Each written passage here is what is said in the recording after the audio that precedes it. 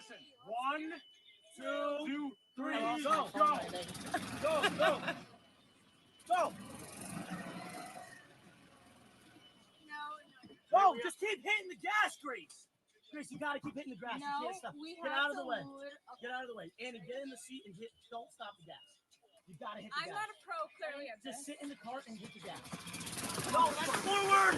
Oh my God. Are you Someone okay? please help me. You- Oh my God, someone please What help did you me. think was gonna happen? Let a woman behind the wheel. R.I.P. bro. Those guys. Watch out. Here. Grab this. Here. One reason why they shouldn't be in motorsports either. I can sense the guy's frustration. Yeah. Like I've been in situations where you're like, you just need your wife to just. It's like, all right, just all you gotta do is press the gas. Just press the gas. And she, no, it's like just press the gas. That's all I need you to do. And she throws it in drive and pushes it forward instead of. Or the second you say, okay, just stop, and then she'll press it. It's like no. You ladies are not very technologically inclined. Oh, coming from you, that's rich. Yeah, So true. So true. So I'm true. pretty good with technology. I had a wild day today, man. I had two coworkers hospitalized today. Yeah, it's wild. Were any of them from you or from female drivers? No, one of them my brother caused, and the other was just the heat. Like it's 98 degrees in New York today, and like 98% humidity. It was brutal, and we were on a huge job all day, and one of my guys got heat stroke and ended up in the hospital at the end of the day. Like he looked like he was dying. We were like, "You're going to the hospital." The other one, my brother Joey was operating a backhoe, and there were tools in the front bucket. So, I mean, I don't know if you know what a backhoe looks like, right? It's got the digging arm in the back, and it's got a big bucket on the front.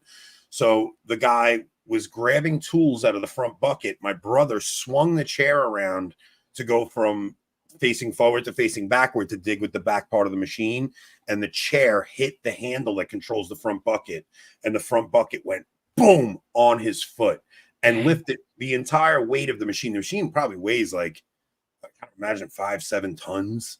I mean, it's a heavy machine, right on his foot, almost took his foot off. And my brother told me, he called me, he's like, I don't know, I think he's gonna lose the foot. I'm like, are you kidding me? No way. He goes, and it's the size of a watermelon. Like, that's how swollen his foot was. Dang, bro. It was the size of a watermelon. So he went to the hospital. He got x-rays. Nothing was even broken. Really? Wow. We couldn't believe it. Nothing was even broken. It was like, and when I talked to the guy, I'm like, you were counting your retirement money, weren't you, buddy? He's like, I can't believe I got to come back to work. He's like, I was done. I thought I was finished. Dang, dude. All right. Well, we're not going to bury the lead tonight because we want to discuss this topic, and everybody gets so mad when we push the main story back into the show a little bit. Yeah, people were complaining about 28 minutes last time. 28 minutes, people. Do you realize that's half the time it used to take for him to get to the main story? Seriously, you're lucky you didn't push that segment to locals. We've done that before. Yes, you have. We have titled the video and not discussed the I topic had to change so many locals. titles because of that. Oh, not more than once. Like more than once. We just yeah. So my bad. brother caused Don, allegedly. All right. Well, while I got everybody's attention, please hit like and subscribe. Share this show. That's the best way you can help us grow the show, is to share the show on social media, whether that's Facebook, Instagram. I don't know. Can you share it on Instagram? I don't think so. Twitter, wherever. Post clips. We need somebody that likes us so much they post clips of us. That's what I'm waiting for. And other than that, we have these to Instagram, but that's it sucks to do from StreamYard, so I stopped. Yeah, that's fine. Then check out our merch store. We got some really good merch. That is also a good way to support the show. And Italy, man, I got to keep pushing this Italy trip. I won't give you guys a big 10-minute thing, but if anybody is interested in going to Italy in December, I hear Italy goes crazy with the Christmas decorations. It's going to be an awesome time to go. Yeah, all the Africans there just love it. Advent in Africa, baby. Let's go. Don't confuse people, Nick. 754060047 or alley.ontheway@gmail.com. We will be having to do one of those at the beginning of each episode. I'm not going to put you guys through the 6-minute intro that Patrick did that day. So but this when I first came, I thought the titles were a joke. You're not far off. We're not great. I don't know what to tell you guys. So the debauchery at the Olympics continues. And we all saw this video today with what appeared to be a man pummeling a woman. And the more Rob explained things to me, I think this story is more bizarre than people realize. It's pretty crazy. And I don't know if it really changes anything like at the heart of it, but other than maybe how we frame it. Right, because I almost decided to watch Little House on the Prairie instead, based on the title. But then I remember the titles don't matter. That's funny. So true. Funny. Though I don't know if we're going to be better than Little House on the Prairie. I remember my mom making me watch Little House on the Prairie when I was a kid. That and Highway to Heaven. My mom loved Michael Landon. Is that his name, Michael Landon? I'm surprised you let her make you watch that, since it's just barely on the other side of colored film. I didn't have a choice. I was on the mother's thumb. But so this story is actually way more bizarre than people realize. This is not a trans person, right? From what you were telling me, Rob? So it's hard. There's not a lot of hard info out there right now. Probably largely due to medical privacy laws and things like that. But so this person from Algeria, who fought the woman boxer, they have in the past, they do blood tests and things like that. In the past, they have tested in this person has XY chromosomes, male sex chromosomes. And now that's about all that's confirmed. But from kind of what's been insinuated, or just what people are kind of thinking from the story, the life story of this person, who I guess was more or less raised as a girl, told they were a girl, everything like that. In Algeria, it's completely illegal to raise a child as trans. So if this was really physically a boy that they raised as a girl, like that gets you, I think, probably executed in Algeria. No, I think you're wrong. About execution? No, about the trans thing. No, it is illegal for them to be trans in Algeria. I know it's illegal to be gay in places like that. I don't know about Algeria, but I know in like the Middle East, it's illegal to be gay. So what people will do is become the other sex in order to avert the gay thing. Loopholes. Yeah, it's like a loophole. So like there's actually more trans people in the Middle East. I don't know about Algeria specifically, but there are actually like a significant number of trans people because you can't be gay. So if you just present as a woman, I'm not saying anything directly online, but that totally could just be me. Yeah. Not making it up. I heard it somewhere. Well, I was curious. Was this guy like Sean? Sean got my back. Transgender is in a common Muslim world as a loophole. Iran actually legalized it. Maybe. Because you can't be, you'll get thrown off a roof if you're gay. Like that's what they'll do to you. So people become trans to just say, no, I'm not gay. I'm a chick. Oh, brother.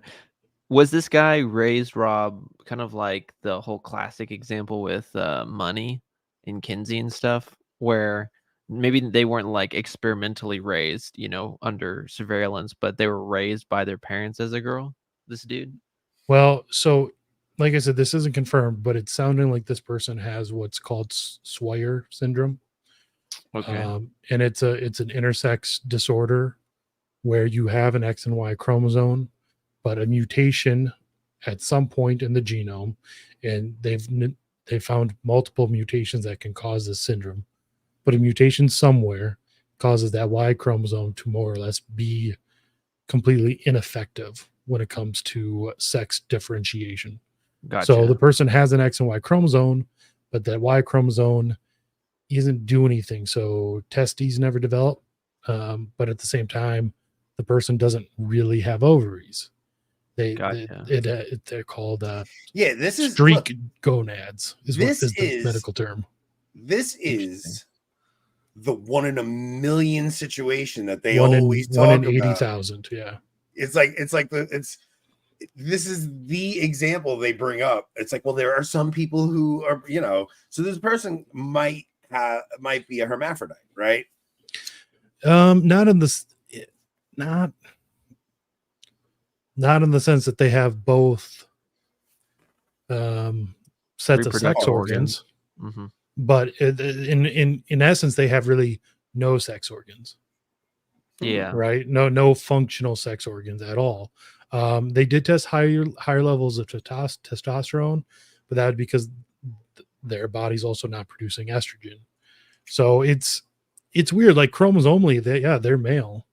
But okay, so pull up the CNA story. So Yeah. let's see what this says. So an Algerian boxer with male chromosomes defeated an Italian woman boxer in an Olympics boxing match on Thursday after landing a devastating punch to the woman's face in the brief 46-second fight. The winning boxer, Imane Khalif, or Imane, I don't know. Don't ask me to pronounce. you can't pronounce English, so XY chromosomes, according to a 2023 International Boxing Association eligibility test that got the boxer disqualified from the World Championships last year. Typically, men have XY chromosomes and women have XX, but a person born with a sexual development disorder can sometimes have both male and female characteristics, such as someone born with Swyer syndrome having XY chromosomes and female genitalia. Khalif has never publicly identified as transgender and has not disclosed any sexual development disorders, so the reason for the test result is unclear. Taiwanese boxer Lin Yuting, oh boy, Rin Yuting, who was also disqualified for 2023 World Championships for testing with the same thing, will also compete against women in the Olympics this year. So this isn't the only one. Yeah. There's going to be another. Mm-hmm. Both Khalif and Lin competed in the 2020 Olympics as well prior to the release of those tests. Angela Carini, who lost the fight to Khalif, left the boxing ring in tears and refused to shake Khalif's hand. While still in the ring, she reportedly yelled, "This is unjust." She said she had never been hit like this. Now, one thing that I think should be pointed out, it's not like this person, this Imane Khalif, is like dominant in the ring. She's been beaten. They were beaten by 5 women prior to this, so it's like maybe this Italian boxer does just suck. So that will lead to the whole conversation on this is so out of whack because we're making a big deal over a man hitting a woman, and it may not even be what it is. So what it really comes down to is, what are women doing in this sport to begin with? Because there's nothing more barbaric than watching like women MMA. And I think men who actually watch it, there's something grotesque about enjoying seeing women pummel each other like that. Mm-hmm. Yeah, like this is seriously disordered. Yeah, it's really whack. I guess we can rightly say that they are male, because if you have XY chromosomes, you are male. But then when it comes to just the body, there's just been some, lack of formation, if you will, lack of biological formation that's taken place. But yeah, no, it's absolutely, I agree with you, Anthony. I think it's really weird. This kind of, you could loop it into the whole discussion of blood sport in general. Like, what has the church said about blood sports in general? And, going back to the early days, we saw blood sports clearly in the Roman Empire. Mm-hmm. Obviously, it was way worse because it was legit killing people for sport and entertainment. And it was the Christian ideal of, hey, we're made in the image and likeness of God. You can't just go around slaughtering each other for fun. But then yet we also have, pretty hardcore boxing. And maybe that's kind of an interesting conversation. Like, what are your guys' thoughts about boxing in a general sense? Well, boxing in a general sense, I feel, as long as the intention is not, to physically like permanently injure, then I don't have a real problem with people being allowed to do it. whether it's prudent, like I played football growing up. Yeah. With what we know now about CTE, even among like high school players, do I want my kids to play football without like further helmet development? I don't know. Probably not right now. But I don't think there's anything inherently wrong with it. So we've all seen. I mean, I know I've talked to someone like Tim Gordon about women in sports in general. I don't know how like adamant I am about sports overall. Like I do think girls can play field hockey. I like there are certain things I think are appropriate for girls to play. I would say I think it actually is pretty simple if you really think about it. If it's a sport where men generally have an advantage over women, then it's a men's sport that only men should play. If it's a sport where women generally have an advantage over men, then it's a women's sport and only women should play. So like figure skating, female sport. Something even like swimming, where men, an average man will trounce a woman. Pause. Because so figure skating. Okay, so I do see your point in that women are more graceful than men in figure skating. Maybe figure skating is not the best one. Well, I was just saying only synchronized swimming. How about that? No. Well, here's what I'm maybe. Okay. So, but the reason I'm saying is because even when before I took my girls out of dance, and I took my girls out of dance because I just, I saw as they were getting older, I was like, this is just the way dance is done in the modern era. I'm like, I don't want my girls in this.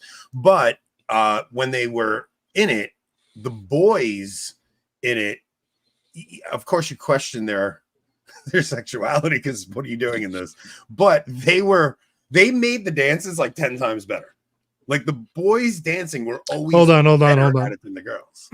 Are you saying you enjoy watching men figure skate? That's what I'm saying that I'm saying men are even better at it than women. It's just, oh no, Anthony. I asked the other day, well, like, is there something that women are actually better than men at? And I was asking it genuinely. I wasn't just trying to like rag on women. But because like, and I don't want people to just go to like the lowest thing and be like, oh, they're better at giving birth. Like, obviously they're better at giving birth. That's what a woman does, right? But like, even when you get down to stacking a dishwasher, like I'm better at stacking a dishwasher. Well, that's spatial awareness. That just makes sense. So I'm wondering, but are you better at washing them by hand? Pius XI actually kind of addresses this subject in his encyclical on Christian education, and it's actually somewhat more libertarian, believe it or not, than you guys might think. Basically, the position of the church when it comes to a lot of sports. Now, again, you could get into specifics with certain specific sports, like as we've been talking about, like female MMA. But in a general sense, we're talking about stuff like, track running, horse racing, baseball, softball, things like that. In a general sense, I don't care. Like, if you want to play it, you just play it. But here's the one prerogative that Pius XI gives. He says that in general, it should be segregated by gender. It has to be segregated because it's not fitting for males to play against females. And so far, and this will make people mad, but even when it comes to education, men and women should be separate according to the teaching of the Catholic Church in grade school. Now, of course, you don't see that in modern Catholic schools for the most part, but that's the teaching of the church. Yeah, that's common sense. Mm-hmm. I think, and we've lost common sense, right? Now the whole topic of women in sports in general, I do think there are appropriate sports for girls to play, but I think I've told this story on air before. I have a friend, I'm godfather to their child, and we had a blowout. We went away with them, and we had a blowout because he was showing me videos of his daughter wrestling. And she was so good at wrestling that they started putting her up against boys. And I lost my mind on him about this. Like, I was adamant with him. I'm like, first off, that's my goddaughter, so don't think I'm not going to say something. Like, you're allowing boys to grow up your daughter. You're allowing boys to put their hands on your little girl. Like, right off the bat, there is something hugely wrong about that. Second, you're almost encouraging her to have a masculine posture. Like you're pushing femininity aside on her. Like, if you're putting girls in these combat sports, there is something that Because you're feeding into the badass chick trope. Yeah. And he got visibly upset. He was very upset at the way I was handled, but I was like, no, like that's your little girl. Your job is to protect that little girl. You don't put her in a position where she's getting manhandled. And the other thing is what you're doing to the boys. So my son was in wrestling, and there was one time where he was supposed to wrestle a girl, and I said, you forfeit that match. You have nothing to gain. You're either going to lose to a girl and look ridiculous, or you're going to manhandle a girl and look ridiculous. Like there's absolutely no benefit whatsoever to you wrestling a girl. They don't belong in that arena, and some girls are just so good at it they have to start competing against boys. It's so warped the way things are going in the current time. I don't know. I wonder how a father gets to that decision to allow his daughter to do that. Well, like you were saying, like it warps their sense, because up until like the age of 14, 15, women are physically more mature than men, right? They can be bigger, taller, more flexible. So it is definitely possible for a 12-year-old girl to beat a 12-year-old guy wrestling, right? But at the age 14, that stops, and that stops forever. Yeah. I don't care how good of a wrestler a grown woman is, the average untrained man is going to just whoop her. It's just a fact. Have you seen G.I. Jane, Rob? I mean, she clearly... Demi Moore with the shaved head. Yeah. I mean, I think it all goes back, like psychologically, I think it goes back to Marxism applied to sports, because what it is it's trying to blur the gender line and basically say there is no such thing as the two sexes. They're just equal in every way. And if you think that they're unequal in any way, you're just, outdated and offensive and sexist and whatever. But you're right. I think that there is something very undignified about a woman beating the snot out of another woman, or, vice versa, I guess, a guy beating the snot out of a woman, something like that. I mean, well, a woman fighting a woman to me seems gender dysphoric. It seems like you're putting a woman to do something that is a man's task, typically. Yeah. Typically, it would, like, if it's a sport, because of course, like, there's self-defense, which is legit in any case. But yeah, if it's for sport and things like that, yeah, that's just why. I guess my question was more so aimed at the idea of that. So we can look at things and say, woman v. woman, is this right or wrong? But what I'm more interested in is like the psychological pleasure that people get from any type of like super violent sport. That's kind of what I'm getting at. And so boxing isn't really as violent as MMA, obviously, right? It kind of depends on what you're at. But my point is more just like, what about that though? You know what I'm saying? I think I'm just trying to feel it out. Yeah. No. I actually like the question. I don't know how a lot of people, like, why they view something like MMA. For me, it's more like when you're watching two guys just go at it, right? After all the training they've done, all the hard work they've put in, like there is this like almost sense of honor there, right? Like when one of them finally wins, like outside of fake WWE, like there's not a ton of grudges and rivalries. Like there's usually a real sense of respect, when you've put it all on the line and you either won or you're found wanting. Like there's something noble about that in a sense, even if the sport itself is just but MMA does seem barbaric compared to boxing, right? Boxing seems like this competition, where MMA seems, it's why it was illegal for so long. Like he had to go forget the hoops he had to jump through to get it to be made legal. I mean, you're down to a 6-ounce glove. It's basically bare knuckle fighting, and the things that you can do, and right, but there's still strategy and tactics and all of that in there. It's not a street fight. Yeah. Right. It's not like they're throwing chairs into the ring or anything like that. I don't know how I feel about like the cage aspect of it. That seems a little undignified. But I guess my question, it reminds me of this story that I remember going over a long time ago, where there was this, it was during the time of the Roman Empire. Maybe you guys have heard it. This Christian was taken into the Colosseum, and he was forced to watch the gladiator games. And he just found this type of zeal, like this like passion of love for the game kind of rise up within him before he knew it. Within days, he was, cheering for the guy to die, cheering for the guy to live, etc. Now, of course, that's an extreme example, but the idea behind it has always kind of stuck with me, which is like, what is the psyche that wants to see someone like really beaten up, if you will? That's screwed up, yeah. And that's where, like, I'm not condemning anyone for watching it. I'm trying to work this question out in my head, because I have seen moralists in moral manuals condemn blood sports. I have seen that. So I'm just trying to figure out like where would be the line, because okay, wrestling so that, all right, so let's actually think about this, right? So in the Roman Empire, they had the gladiator games, and once Christianity took hold, they banned those. They were like, this is barbaric, we're not going to do this. But that led to death, right? It was oftentimes the method of execution. So yeah, 100%. In the Middle Ages, though, like they would have fencing competitions, I believe, right? Like the melee, jousting. I mean, even jousting, right? Mm-hmm. Jousting, like they would have these competitions. So it's not like this is a modern, almost like I was going to say, do you think this is a return to this pagan? But I think this kind of competition between men has always kind of gone on. Yeah, and that's why there's like a fine line between something like jousting, which if people really look into it, jousting, it was never with tipped lances to where they could kill people. Yeah, the amount of knights who actually died was pretty low. It was, and it was like wild accidents. It was very much so about kind of like knocking a guy off your horse, which is, you could think of kind of like boxing. Like boxing is about just trying to, knock the guy down.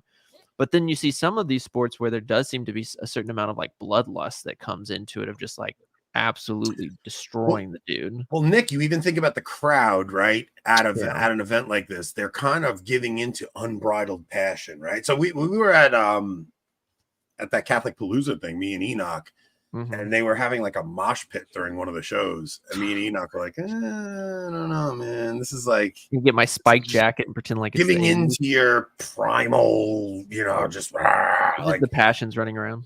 Yeah, that's what it seemed like to me. It was a little off. So I don't know. And the thing with okay, so Tim Gordon is adamant that women in sports is gender dysphoric, but I don't think it's all sport. Like he says that about the WNBA, which I agree, because I think 80% of the girls who play the WNBA are in the Rainbow Clan, right? So right off the bat, you have. And I think most team sports in general are just by nature masculine. The whole aspect of like teamwork is very militaristic in nature. Yeah. So I feel like most team sports by nature are masculine. Like I don't think there's anything wrong with girls doing gymnastics. No, I agree. I think other than maybe some of the immodesty involved. The immodesty, right? It's the same thing with dance. I took my girls out of dance because of immodesty, not because I like my girls were amazing at it, but it was just the immodesty. I was like, I can't allow this. And those would be things that aren't intrinsically linked to the sport. They're just stupid modern culture. I don't know. I guess I'm somewhat like libertarian about it. My idea is just, if Mr. MAGA, not surprised. Yeah, I'm just, well, it's like, okay, like women in basketball, I'm like, okay, who cares? If they're not against like, who cares? Who cares? like the Society St. Pius X does female basketball. Well, you say the who cares? Pious Brotherhood? No, Pious Brotherhood. I mean, Nick, you say who cares, but we have an audience who might have daughters, and like people actually are listening to the conversation because people have, like Rob has. A baby. Like, to be fair, from the WNBA ratings, no one cares. Yeah, yeah. But my point is that I think there are people that have young daughters, and they're like, okay, well, what is appropriate to put my daughter in? What isn't? It's a conversation. And that's what I think. No, yeah, I'm not trying to dismiss it. My point is just, if it's not against males, which is what the church has warned against, if it's not against males, and it's not some type of crazy bloodlust sport, and if there's not overt immodesty that's really being promoted in it, then to me, it's just, it's one of those gray areas where it's just, kind of, you guys make up your mind. That's true. If something's not clearly inherently wrong, the church usually allows it. Exactly. Yeah. I guess my question for you guys is, how about something like shooting sports for women? I'll tell you right now. I think so this will get into self-defense, because I've heard a lot of people asking me, like, what about letting your daughters take self-defense, right? Mm-hmm. Self-defense for women, like if you're talking about jujitsu or things like that, are going to involve them rolling on the ground with a male instructor, things like that. I don't think it's appropriate, and I think it's largely useless, right? Most set martial arts like that can be rather useless in real self-defense situations. Yeah, I mean, honestly, they always everybody puts the Ronda Rousey scenario up. It's like if I got in a fight with Ronda Rousey, I'd probably break her neck. Mm-hmm. I mean, and she's like, you know, the professional fight. Like I'd probably snap her in half just because of sheer strength, you know. But I do think that it's appropriate to teach your daughters to shoot and handle a gun, because I think that is actually a good way to defend themselves. What I don't like is like that Mexican chick that's all over Twitter, and she's like, I got a gun.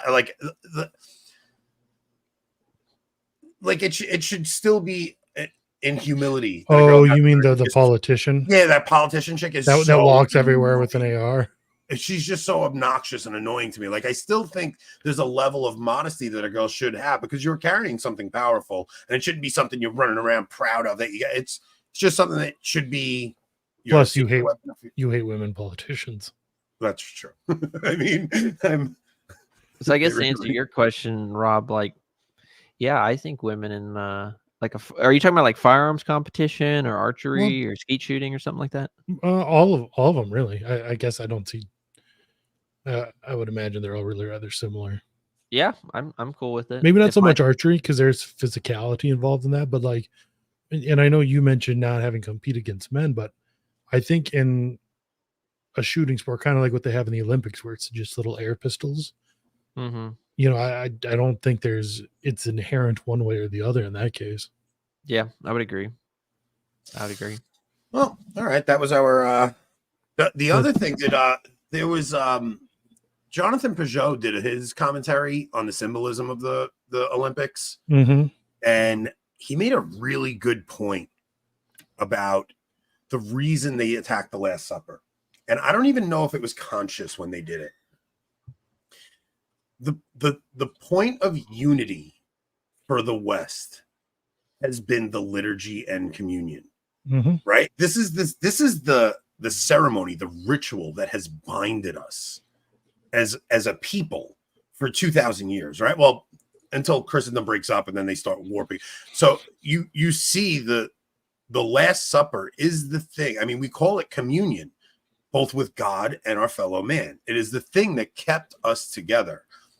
And the reason they are attacking the Last Supper is because they are trying to replace the point of unity with something subversive. So they're trying to subvert that very thing that unified us as a people in the West and replace it with this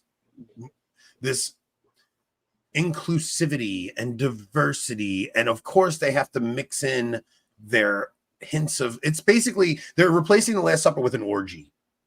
Yeah. And even when they were arguing, this wasn't the Last Supper, this is Dionysus. Like, if you actually understand Dionysus and that whole ritual they would do, it was all about like orgy and child sacrifice. And it's they think they're just being ironic and goofing on something. And most Satanists will say, oh, we don't really worship Satan. And we know, like, no, you're not really worshiping Satan. But you are. You're doing Satan's bidding through your ridiculous satire that you think is just satire. You're actually doing the bidding of Satan. I thought it was a phenomenal point he made. It was probably the best part of the video, I think. That is a good point. It's kind of like we've talked about before. It always comes down to pelvic issues. Yeah. Like it just always does. And which is kind of sad, because it's not like the secular world ever brings up any interesting intellectual arguments anymore. It's just basically how deviant can we be on camera? That's pretty much all that it's eroded down to. But I agree with you. I think that the West, I mean, think about even in our legends, right? Like the legend of, trying to find the chalice of the Last Supper, right? The Holy Grail. Like that's ingrained inside of so many people's psyche. Of course, you see the imagery all over the place. Just even the title, The Last Supper, has they even made the Holy Grail about sex. Yeah, the whole Mary Magdalene and Dan Brown. Exactly. Yes, yeah, exactly. It always is about that, and I think that, what you spoke about this in your cancel priest conference talk, Anthony, but you talked about it, but it was just the reality of all of these pagan gods reemerging in some form or fashion in the West. But all of the pagan gods in some form or fashion all just go back to pelvic issues in some form or fashion, which I think begs the question, why? And I think that this is one area of theology that's so interesting. Lust is uniquely a sin graver than, say, gluttony or drunkenness, because while gluttony and drunkenness, in a sense, prey upon our own nature, because, we're naturally hungry, we naturally get thirsty. Lust is that, but times a zillion.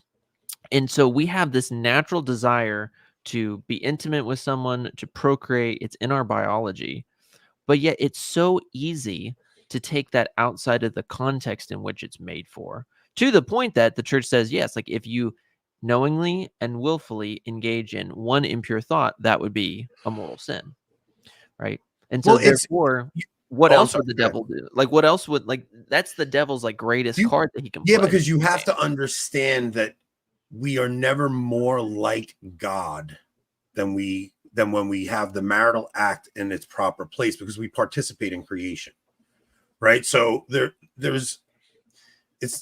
like sex is a holy thing. It is really a holy thing that belongs within the bonds of marriage, and it is meant to be procreative. That's not just because the church is being moralistic about it. It's because it is the way we as man participate in creation. Yeah. And a soul is going to be given. And it's where, it goes to really understanding that when God says, let us create man in our image, male and female, all of that has to do with God is a family. God is a father and son in relationships. And when he creates us in his image, we are a family, completed as a family. Yeah. I'll tell you it's just OS space again.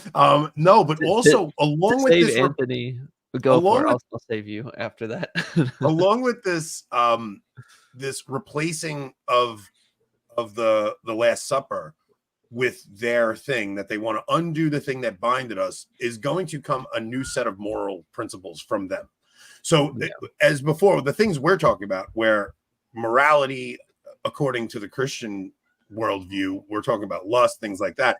They're going to subvert that, put lust as the highest good, and they're going to replace it with different sins. They're going to make up their own sin, and we see it already. The way they do it is by making us the bad guys, by saying that sex belongs within the confines of marriage. We're now the villains, and we're evil because we don't believe love is love. It's going to eventually come toppling down, and it's going to be just this entire system of control that is put on us.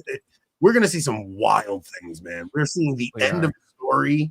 We're seeing the end of the Christian story in some way. So somebody asked, do we believe that Vincent Amuso asked, what did he say? It's up here. Give me a second. Do we as the AB community, do we think as the AB community, that's funny, we're communion, community, do we think Christendom will be restored for a time before the end? So I used to think we were in the end times. And I kind of don't think that anymore. And I've kind of come to this through this show, strangely, and the different conversations we've had, and especially with Rob. You say it was me telling you over and over, no, you're stupid. No. No. Well, what really made me think about it was, I think we're coming to the end of a story. I think we're coming to the end of the West.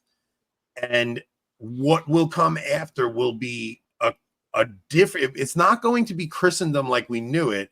It's going to be a different brand, kind of, almost. It's because it's going to have parts of it'll have parts of the old Christendom, but it will have new elements introduced. It will be Christendom, but it won't be the West as we know it, because the West as we know it is in the process of falling, if not already done. So yeah, right. we're in a post-Christian society, and I think what will come after will have elements of that. But what'll happen is you'll have new saints. You'll have new saints, and new saints will actually have deep insights from God that we haven't gotten to yet. The great Nigerian prince. So true. So true.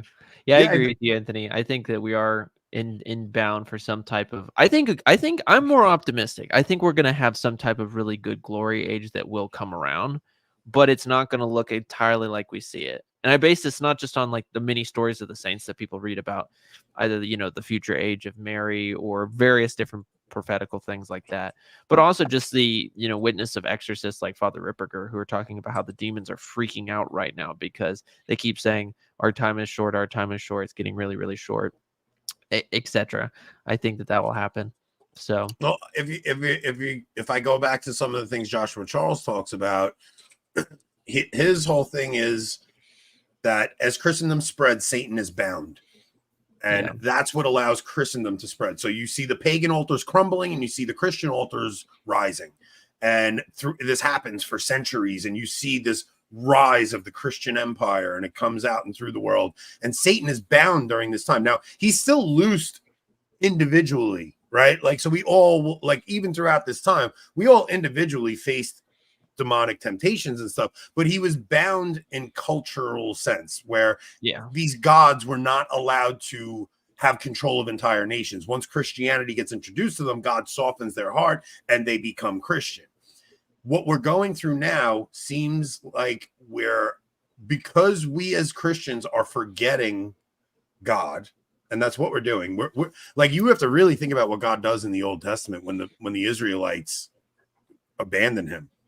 Mm-hmm. There's going to come a chastisement, like there has to, but because we have abandoned our God, we no longer have these processions. We no longer have, these, because even things like incense was always believed to ward off the demonic spirits. Relics, things like that actually would ward off demons. And because we no longer even use those things, it's almost the reverse of the King Arthur story, where during King Arthur, you had the Christians rising and the pagan gods were losing their power because people no longer believed in the pagan gods. Now it's kind of just a reverse of that, where people no longer believe in the Christian gods, so the pagan gods are given power to rise through that vacuum. Yeah. It also could be that because of the spread of technology, it's easy for us to doom pill much quicker than, say, 50 years ago. But then also I would add that I think that when we look and see the Christian population, like the youth, the Gen Z movement of Catholicism that's rising up, it's one that on the one hand is very fervent and zealous, but also at the same time has to recognize the admonition of St. Paul. All who will live godly in Christ Jesus shall suffer persecution. Right? We're all going to suffer persecution. And persecution isn't, hey, someone is dissing me on Twitter. It's society might come after you, right? You'll lose your job. You might lose your life. You lose your family. You lose your public respect. Things like that. Are we really persecuted, though? I mean, I don't think we are in the West, because I think that I think the Catholic Church has made itself into an obscure, useless relic that's practically useless in society. It's not, there are priests and there are religious orders who do wonderful things, right? There are fervent Catholics who do wonderful things. But in the sense of actually having a real cultural impact, do you really think that, like 1,000 years ago, if we would have had, say, a president, right? Just hypothetically, if we had a president 1,000 years ago, we would have a pope who would be telling him, hey, you need to get in line with the teaching of Christ. We don't even have a pope calling out the Olympics. No, we have a pope who's promoting James Martin. Yeah, which is a good segue if we want to talk about that story. Look at this. We're getting good at this. Yeah, we're getting better, y'all. We're getting good at this. We're about to segue into a new story. No, but before even that, oh man, I was just, what the heck was I gonna say? All right, let's segue. To give my opinion on the whole, we at the end? I hold to the whole Venerable Bartholomew Holzhauser, his 7 eras of the church. Oh yeah. And that we're at the end of probably the 5th era, and it's going to get bad, and then persecution. And then we'll move into a more glorious, triumphant 6th era before that gets bad. And I think that the 7th era is like literally the end, right? I forget. I want to go through that. Maybe we should do a show on that. We should 7 ages. I would love to get that. That might be a good one with Taylor. Maybe, he- yeah. I mean, think he maybe knows that we pretty should just well. research it and go through. You know what it is? We keep doing these news topical shows and stuff, but I think people want something a little meatier especially our loyal fan base. I think they do kind of like when we go deep into things. So maybe that's a good one to get into. But the persecution thing, you really have to think how good we have it. I mean, our church receives tax exempt status, right? I mean, we are not under any kind of persecution. I do think, especially today, a lot of that is because they think they have their guy in Rome right now. So I think, in a way, them seeing Francis come around with things like fiducia supplicans is actually keeping that persecution at bay, because they look at it like, well, the leadership at the top is, bringing them around to our side slowly but surely. So I do think that persecution will actually pick up when you get a good pope. We get a good pope, we're in trouble. So everybody that's hoping for a good pope next, careful what you wish for, because that's when we will face harshness. But it honestly, in a way, that would be glorious, just because then we'll be actually able to be a united people, which will be good, and we'll have our mission again. I was thinking, could you picture if we if we just had some random pope from the 18th century, right, who was just installed pope today, just how off the wall the media would go, right? Just anyone, even like a weak one, like just anybody with views that was not exposed to the modern world. Yeah, let's think of like a horrible Borgia pope, but yet every Sunday he gives super base sermons. Let me tell you something. You read some of Alexander's. Don't say you've read his sermons. Just telling you. Don't say. Let me tell you something. The man never spoke heresy. He had a few. Look. Feel marital indiscretions, perhaps. Look, it was a different time. It was a different time, all right? You guys are judging him by 20th century papal standards. You can't do that. It's a different time. They all basically had a flock of broads. Anthony is the Lofton, but for that particular pope. Yeah, basically. What's sad is I like that version of Lofton better. I love how Rob makes fun of me because the only thing I know about him is the stupid show I watched. Yeah, you watch one HBO show and you're like, yeah. I know it all. It's like, I saw one show, a fictitious show that probably made a bunch of stuff up. I'm like, nah, he's amazing. You guys don't understand. Bro. Oh man, yeah, my knowledge. Anthony's like, yeah, he's a real Italian. It's like, no, he's Spanish. No, he's actually a Spaniard. I know that.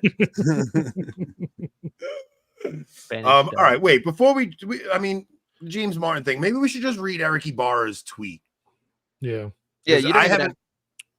It's pretty worth it. It's worth it. Read hold Eric on, Ibarra's Nick. Can you refute this before we? I love Pope Bergoglio, he who the Holy Spirit chose for whatever reason. Well, wait, you actually said last episode. Somebody pointed out in the comments. You did. Said, and when you said it, I was like, "Did you just say the Holy Spirit chooses the Pope?" Oh, for me? Oh yeah, no, yeah, you said it last episode. The Holy Spirit definitely. Yeah, the Holy Spirit definitely chooses the Pope. 1000%. 1000%. He chooses the Pope, but he chooses it for our admonition or for our betterment. Yeah. And that's what you said. Yeah. Yeah. Mm-hmm. Look, I mean, God allows things for our betterment. Yeah. And if you even look at what has happened under Francis, a lot of people have woken up, turned to tradition. All the same people who were defending the nonsense from Vatican II. A lot of the people who, I mean, even that conversation we had with Patrick Coffin last episode, he used to be raving about Humani Vitae, about how amazing of a document this is. And now when you talk to him, he's like, it's a very weakly worded document, and he kind of realizes the mess that was caused by the council and how weak the church's posture has been since the council. And I think if it wasn't for Francis, I don't think a lot of people would realize, man, there's a lot of problems here. We all would have just been, the Pope is, this is God's church, and this is where God wants to bring us into this year. And I think Francis woke a lot of people up. So yeah, I do think God has used Francis for the betterment of his church in the long run. 1000%. I think people just need to go back and review the Catholic teaching on the nature of evil and why God allows evil, because essentially are all of our hangups, all of the people who have left the Catholic Church for the East or for whatever, it all really does come down to that issue of, why does God allow suffering? Why does God allow evil? And the saints are emphatic. We may not know exactly why, but ultimately it's for our own good, and it's because God is going to bring a greater good out of it. I don't think people understand the difference in God's mercy and God's wrath. They're the same. It seems counterintuitive, because God's mercy is when he chastises you. Mhm. So when bad things happen to you from a heavenly perspective, it's actually meant as a father chastising his child. Yeah. God's wrath is not, you got cancer. God's wrath is not, an earthquake came. That's God's mercy in some strange way. God's wrath is he leaves you to your own devices. And he gives Yeah, up. he I mean, if you walks read Romans, that's what he says in Romans. God gave them up to their own passions and desires so that they get so bad they are men with men, women with women. Like, that's God's wrath. So when you look at the culture at large and how many people have, I mean, the rainbow movement is God's wrath.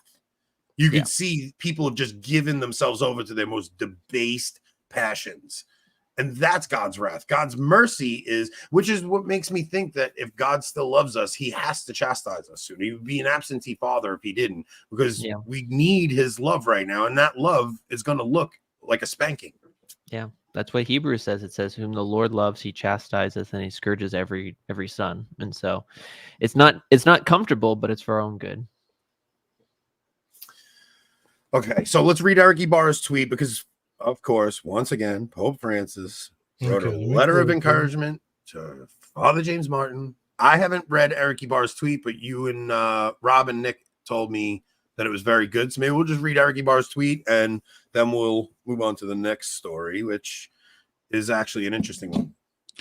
So another handwritten letter from Pope Francis in support of Father James Martin, S.J. The radical Pope splainers have to wake up at some point. That was due a decade ago. But as long as there's time, there's a chance to set things right.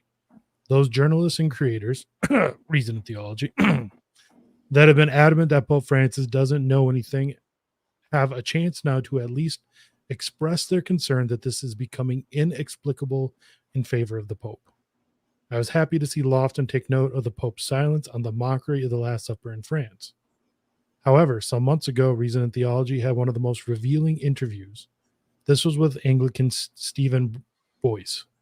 In that episode, Lofton goes from gaslighting Boyce and making him feel stupid for thinking that Francis knows about Father James Martin, especially his New York Times episode blessing two civilly married and hand-holding men, to finally, at the end of the episode, conceding that Francis probably knows about it.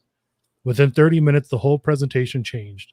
Yet he still continued to stand up for the Pope and Cardinal Fernandez. Hopefully this changes. I'm hopeful. Another creator, William Michael, responds to this news, the news that Francis has written a handwritten letter to James Martin. Another creator responds to this news with more gaslighting of rational minds. And this creator is both a classicist and a conservative.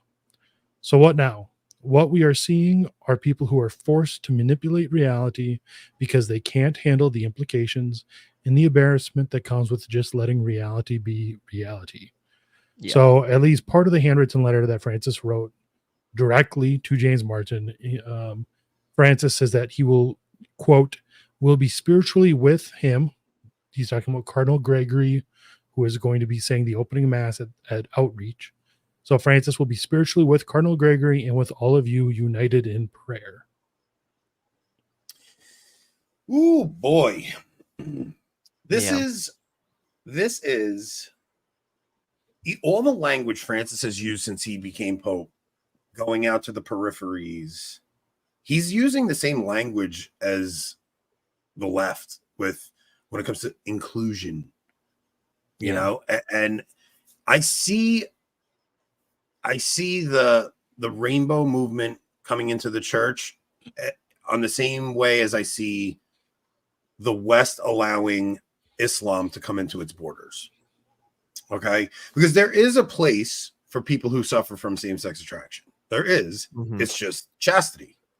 Mm-hmm. But, you know, there is a way for that. They are all welcome under certain parameters.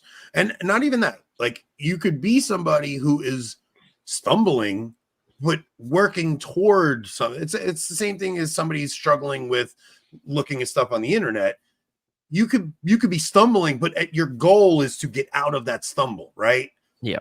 So as long as they're not trying to justify the lifestyle, I'm thinking of somebody like Milo or something. Milo doesn't, I don't know if he slips. I have no idea the personal life of the guy. What I know is he doesn't try to claim it's not sinful. He says, no, this is a sinful lifestyle. And that's the posture one needs to take, even if they are slipping up and falling in this area and they're working to correct it and they're working towards living a chaste life. Yeah. Chastity is for those who are married too, Jeff. Yeah, for everybody. And I know a lot of men who struggle with chastity within their own marriage, and it's not just cheating. I mean, chastity is something that took me a long time to get. It took a long time. But this is I see it as the same thing as an open borders policy in Europe and an open borders policy in the US. You're allowing another culture into yours, and it's going to undo your culture. And I think the thing that he's doing here is going to undo Christianity. Yeah. Speaking of open borders culture, we'll move on to that in a second, because we are getting good at the segues. But you're right. I think that what's so troubling about this is that on the one hand, again, the whole Pope-splaining argument around defending Pope Francis in this era with Father James Martin is the idea that Pope Francis just doesn't know who he is. He doesn't know what he stands for, doesn't know what he promotes, doesn't know what he puts out there. And he's just giving encouragement to this priest who, apparently wants to help people who struggle with same-sex attraction. But that is an overly naive position. The Pope is a politician. He's a smart figure. He's a tough cookie. He knows what Father James Martin does. Father James Martin works for the Vatican as head of its communication outlet, right? So there's no way he doesn't know. So what this does and what it tells me, again, is that Pope Francis, in his really warped moral theology, at best, thinks that homosexuality maybe isn't God's perfect model, but, it could be worse. And maybe I can get down in the trench and work with this guy in some form or fashion. That's the best reading I can give. No, you can't give that reading. I know. I understand what you're saying. Yeah, but I can't. That's me being overly charitable, but I don't even think that's realistic. I don't think that position's realistic. I think that it deep down, there's no way you can try to justify what's going on. But your analogy with the border is correct, because when you have something, as we were talking about earlier, right, as sacred as the human sexual act, being degraded down into just, maybe it's not as good, or you guys should search your own conscience, which we'll get into later too. It doesn't, those ideas don't work. And I guess my last thought is that when you really take a look at the trajectory of this whole discussion, it is one of dissing the whole concept of chastity. So I loved your point about marital chastity. All people are required to have chastity according to their state in life. And that includes married people, which is a hard fact. Yeah, Rob, I think you got to ban somebody. Already did. Okay. People fighting in the comment section.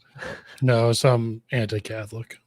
Yeah, I've been kind of thinking about this analogy for a little while, just because it seems like the trying to integrate this thing is going to be the thing that undoes, because the amazing thing about Christianity is that it does actually go out to the peripheries and the margins and brings people in. I mean, that is what Christianity does, but there are parameters as you do it. So now if you just tell these people God loves you, just continue on doing what you're doing, you're going to run into the undoing of Catholic. You can't keep the Catholic faith without the moral principles.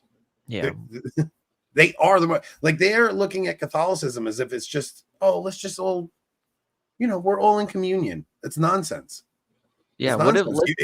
If we were to, I'm thinking, like, if we were to try to create a scenario like this, but for a different sin. So let's just say evil images online. There's a priest out there who's really, quote unquote, trying to help people overcome evil images. But in reality, he's sharing images on his Twitter account that are evil images. He's going to conferences and conventions where entertainers in that industry are displaying themselves. Like He's at the marching. RNC. He's Couldn't help it. yeah, this is a good one, Ron. I'll give you that one. That was a good one, Ron. He's going to these types of events, right? He's engaging in these types of things. And then the Pope receives him in and then says, yes, I will be with you in spirit at this mass that you're going to be having in tandem with all of these entertainers, right? With a cardinal. Yeah. So, like Saying how, that. like you would, anybody in their right mind would say, yeah, that's insane. But the problem is, again, the West and the left have made the rainbow a god. That is their god. That is what they worship, to the point of literal insanity. Because I don't know if did you guys see? We honestly should have talked about this, but the anti-Project 2025 ad that came out from the DNC this week, it was, aside from the fact that it was the worst acting, one of the lines was really fascinating in it, because it basically was all these white straight male actors, and they were trying to be boogeymen in this video. And in one of the clips, the guy says, we believe that sex is just about procreation. And I'm like, so crazy. And I'm like, and it's like, well, duh, that's like its primary point. But that's the point. They have made this their god. Yeah. So they have given themselves over. And so I think that your point about bringing up Romans 1, Anthony, is right. Like, these people have given themselves over, and they worship and serve the creature rather than the creator. Yeah. So here's where we're at. We're at an hour.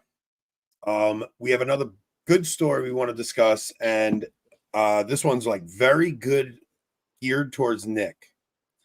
So this is challenge of forming the Catholic conscience. Now, this is written from a modern prelate, and it has to do with immigration. So they're using we're going to have to get into this. So, challenge of forming the Catholic conscience in modern era, highlighted by wide-ranging views on immigration. So they're saying the Catholic who is against immigration has a malformed conscience. Now, we're at an hour. We can either do this over on Locals, or if you guys want to super chat us, we'll stay here. That's where we're at. Nick's idea. Nick said we can allow you the chat to bribe us, or we're going to do this over on Locals. But I think this is going to be a really good discussion. We could say do a discussion on this and whatever else for another half an hour, and then the second half an hour, we'll open to super chats first, and then other stuff. The Locals subs want us on Locals. That's the thing, because that's where we actually He's like, I already paid. I want it on Locals. Okay, but here's the thing. Ant, using the local chat sucks. I know. If we're doing questions and stuff like that, man, we're gonna have to reach out to them over there. I think what we should do is, how about this? So let's go through this story here. And then also, if you guys in the chat want to throw us some specific questions, right? Super chat us something. We'll get to discuss it with you guys. And then we'll move over to Locals, where we'll talk about something off the wall insane, because I know I can definitely talk about something off the wall insane. So, well, Paul, you have to understand, I kind of appreciate the 2 hour time limit because I have work in the morning. I wish it was an hour. You're sick. Sometimes I wish it was an hour too. No. The irony is, there's going to be somebody that throws a $5 super chat up, and it's like, you could have just got a Local subscription for $5. Why are you guys going to Local? How many shekels to stay? And I mean, so people can tip on Locals too, and it would functionally be the same, but it really, like, having to take up 2/3 of the screen for the Locals comments, I don't mind it, because I do like the Locals comments. But Don, you got nerve. We've done a lot of Locals segments. We do a lot. We do our best. Well, so here's the thing: if we can get 500 supporters, that 2 hour limit becomes 3 or more. I forget, so. but we won't do 3 hour shows. I hope, please, but. So we just need more supporters. You guys remember back in the day when we did like a 4.5 hour Locals makes you have money in your account because you need Locals coins or whatever. Oh, that's so annoying. Mm-hmm. We so do. Don pays for the Locals, and then he goes to bed. We do So plan. this is what we're thinking. We're thinking we're going to come up with a tier system, and you get merch. So me and Rob got to work that out. Maybe we'll do that this weekend, Rob. Speaking of Yeah. merch, do you want me to take a photo of me in my MAGA hat? Yes. And then send it Yeah, to you? I want a Nick in a MAGA hat that says 1,000% with like multiple U's. Well, 1,000% wear that. 1,000%. Nick, get it the highest resolution you can. It doesn't have to like have perfect lighting or so. I can play with that. I just need super high resolution to make it appear on a shirt good. Gotcha. I can do that. People are saying that they don't like the locals format, and sometimes it doesn't work on phones, sometimes it doesn't work on computers. All right, so we're gonna stay here tonight. We'll stay here tonight. But look, we need your support, guys. So please go over to locals. We'll stay here just because he's got to pay off of that worker who got his foots destroyed today. Man. Gotta help him out. No, I just don't want to work Saturdays anymore. I'm so tired of it. So tired of working Saturdays. Almost there. We're getting close. You know what it is? Also, people will pay for a year up ahead. So it's not like you get the same money every month. Like some months we get a decent amount because it's like, oh, people bought year subscriptions, but then the next month you get hardly anything because people bought year-long subscriptions. On one hand, I like that it kind of gives you that money up front. On the other hand, I wish they would also space it out. I wish we had the option of spreading it. Yeah.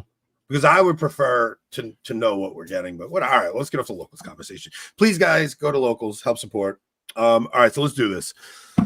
The challenge of forming the Catholic conscience in modern era highlighted by wide-ranging views on immigration. So a recent survey that reveals the smorgasbord of Catholic perceptions on immigration in the U.S., including responses that don't align with church teaching, highlights an issue that church leaders often grapple with in this age of secularization.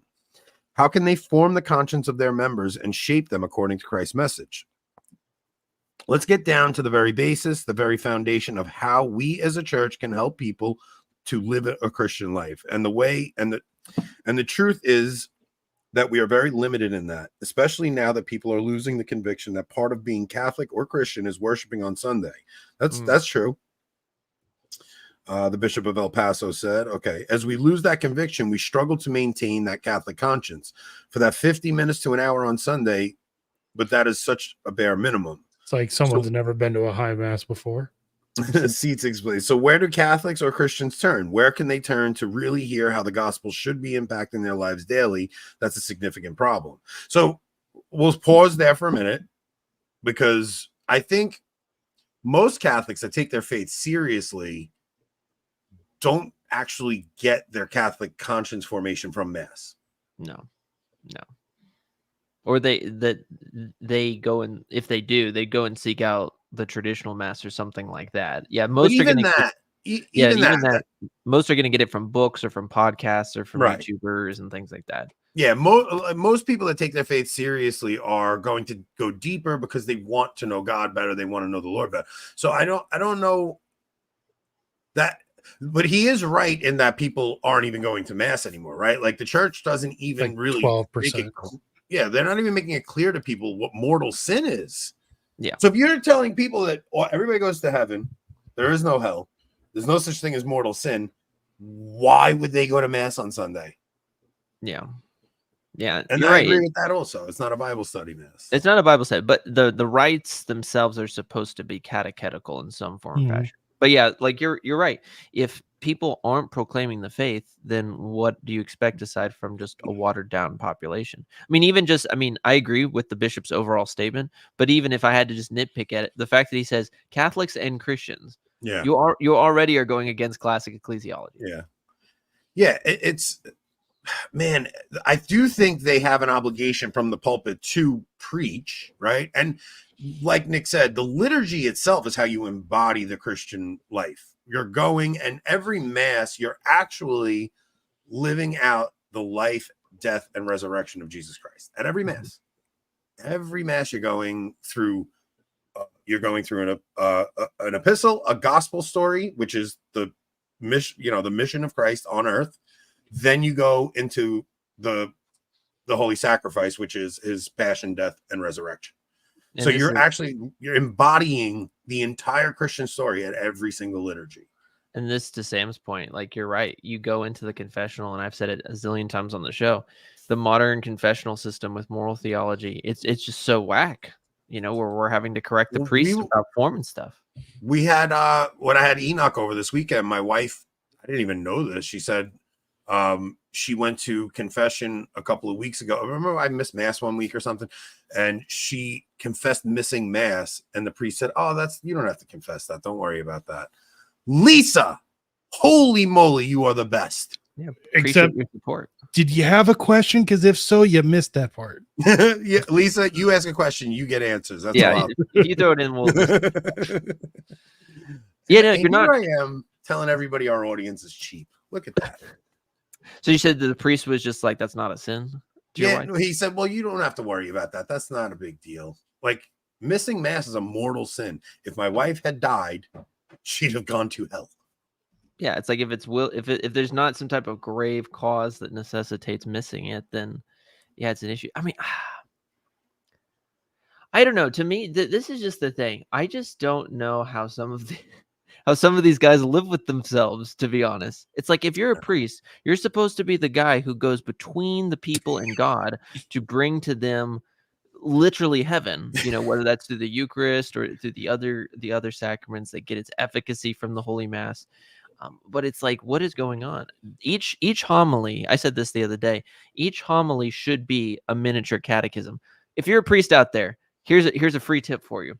There's 38 lessons, broadly speaking, in the Baltimore Catechism. 56 Sundays generally throughout the year.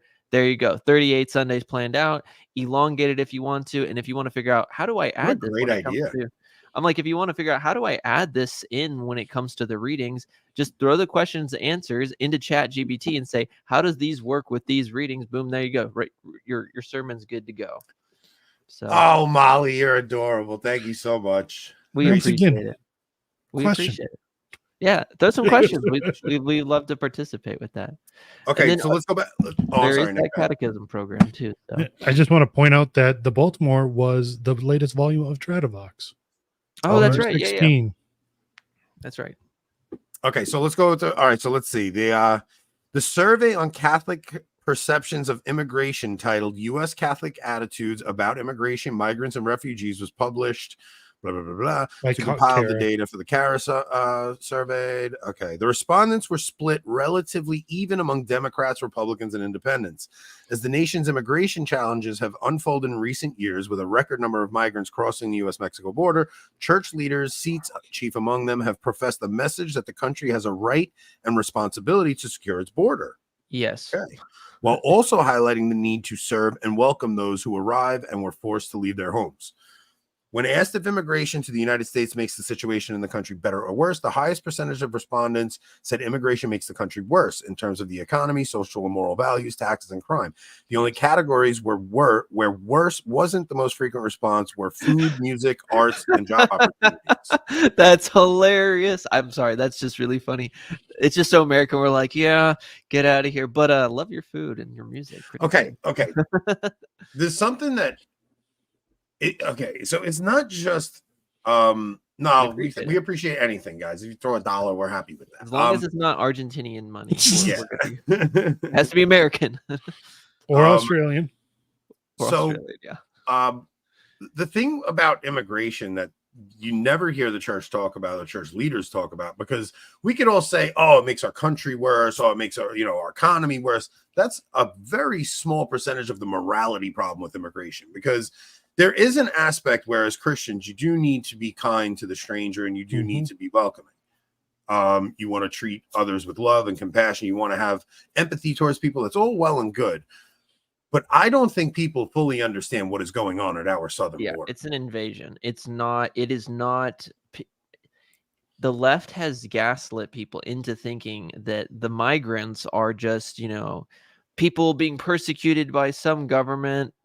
They don't mention that they're all commie governments, and they're just coming across the border because they want a better life. The reality is they know that the U.S. will be a cash cow for them, that we will give them a bunch of free nonsense. We will. Okay. So way even deeper than that. Okay. So all these NGOs at the border are making money by Exactly. flooding these people in. including Catholic charities. Especially Catholic charities and all these different the US government is handing money by the boatload to the Catholic Church to house these migrants, feed these migrants, all that. So there's a perverse incentive there. Then they throw out this line about separating children and families, separating children from their families and their parents. You guys have to understand what is actually going on there. They've used genetic tests to show at least 30% of the kids that come across the border are being trafficked by non-family members. Trafficking. Yeah. These are people who grab children, come across the border, and then put them into I mean, we're talking about one of the most evil practices in human history, where they are just bringing thousands upon thousands of young boys and young girls, bringing them in and just selling them as sex slaves. Exactly. I mean, it is one of the most evil, immoral things you can imagine, and we're being told we should just keep our border open, and and us voicing our opinion is the wrong thing, because we're talking about separating children from their family. You are talking about a man will come in with a young girl, and you don't think we should separate them and make sure that's the girl's father and that she's not going to be sold into sex slavery? It is so freaking evil that I don't get it. Yeah, exactly. Thanks, Jeff. Yeah, and I also wanted to say, oh, And thank you, man. Oh, guys, you guys are amazing. Holy cow. All we have, wait. All we have to do to make money is berate our audience. Yeah, we just have to guilt them into it. You guys are awesome. This is so we cool. appreciate it. Wait. We just need to profit off of Catholic guilt, guys. That's all. Exactly. No, you're not wrong, Anthony. Like, they are using the southern border as, oh, we appreciate it. Thank you. What do you guys think is the main problem are with legal American immigration? What would each of you change if you had absolute power of the country? That is a great question. Also, real quick, thank you, Matthew, for your support. I love this question because I actually want to get involved in politics, I think, as I'm starting to get older. Ooh, I love the question. Wait, real quick, guys, all of you who are super chatting actual questions, we're starring your questions, and we will get to every single one. If you guys have, let's just do a free for all the rest of this episode. Anybody that has questions, you super chat, and we will get to your questions. If for some reason it goes past 2 hours, it will just cut locals off, and we'll keep going on YouTube. And we'll keep going on YouTube. You guys keep paying, we'll stay. What I would do when it comes to legal immigration is the first thing we need to do, of course, is build the wall, like a complete wall. A complete law, lock it down. But then when it comes to the actual legal process, personally for me, I think we need to have a much tighter legal immigration process. So we need to reduce the number down to something like less than 100,000 per year. We also need to ask some really uncomfortable questions along the lines of like, okay, where do we want people to come from? Do we want them to come from countries which are, maybe thriving, or countries which are, falling apart? Where do we want these individuals to come from? That would be a huge issue. And then, of course, I would say English needs to be made the national language of the society. Civics tests need to be enforced, of course, and assimilation needs to take place. I think what you said there is one of the most, like, if we actually cared about our country, you would only accept Christian immigrants. Like, I'm sorry, unless it's, you could accept few that are not Christian, but they have to, it would be basically like the dispensation you need from your bishop if you marry a non-Catholic. Like, they have to agree to live by our standards, and it would have to be, they'd have to be contributing something significant to our country in order to get that legal status here. If you want him to emigrate into our country, you need to have something to offer and contribute. I agree. I think it should take a lot longer to actually gain citizenship. Yeah. I think it's more difficult. I think it should too. Yeah, I think it's just a joke. To get to Matthew's one real quick, we'll be praying for you. For sure. Yeah. I know a lot of people in that industry, and it is not a fun industry. Don't worry, you'll be replaced by robots eventually. Can I answer the last one? Yes. Oh, the Amazon one? Yeah. No, the immigrant one. I think we could take any and all money used right now to support immigration, legal or illegal, and put it towards programs that are designed to raise the birth rate. Gotcha, right? Because that's why people think we need immigrants right now, because and they're doing this all over really the developed world, because the birth rate is so low. So you need people to keep propping up the welfare state, more or less, right? We need to incentivize having large families again. Right. Do what Hungary's doing. Yeah. They literally built a fence all around their entire nation. And they are, I think, what is it? If you have 4 or more kids, you don't pay taxes ever.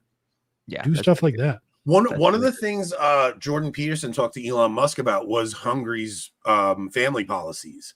And he said they were able to reduce abortion by like 40% because of pro-family policy. So like we're always talking about banning abortion at the federal level.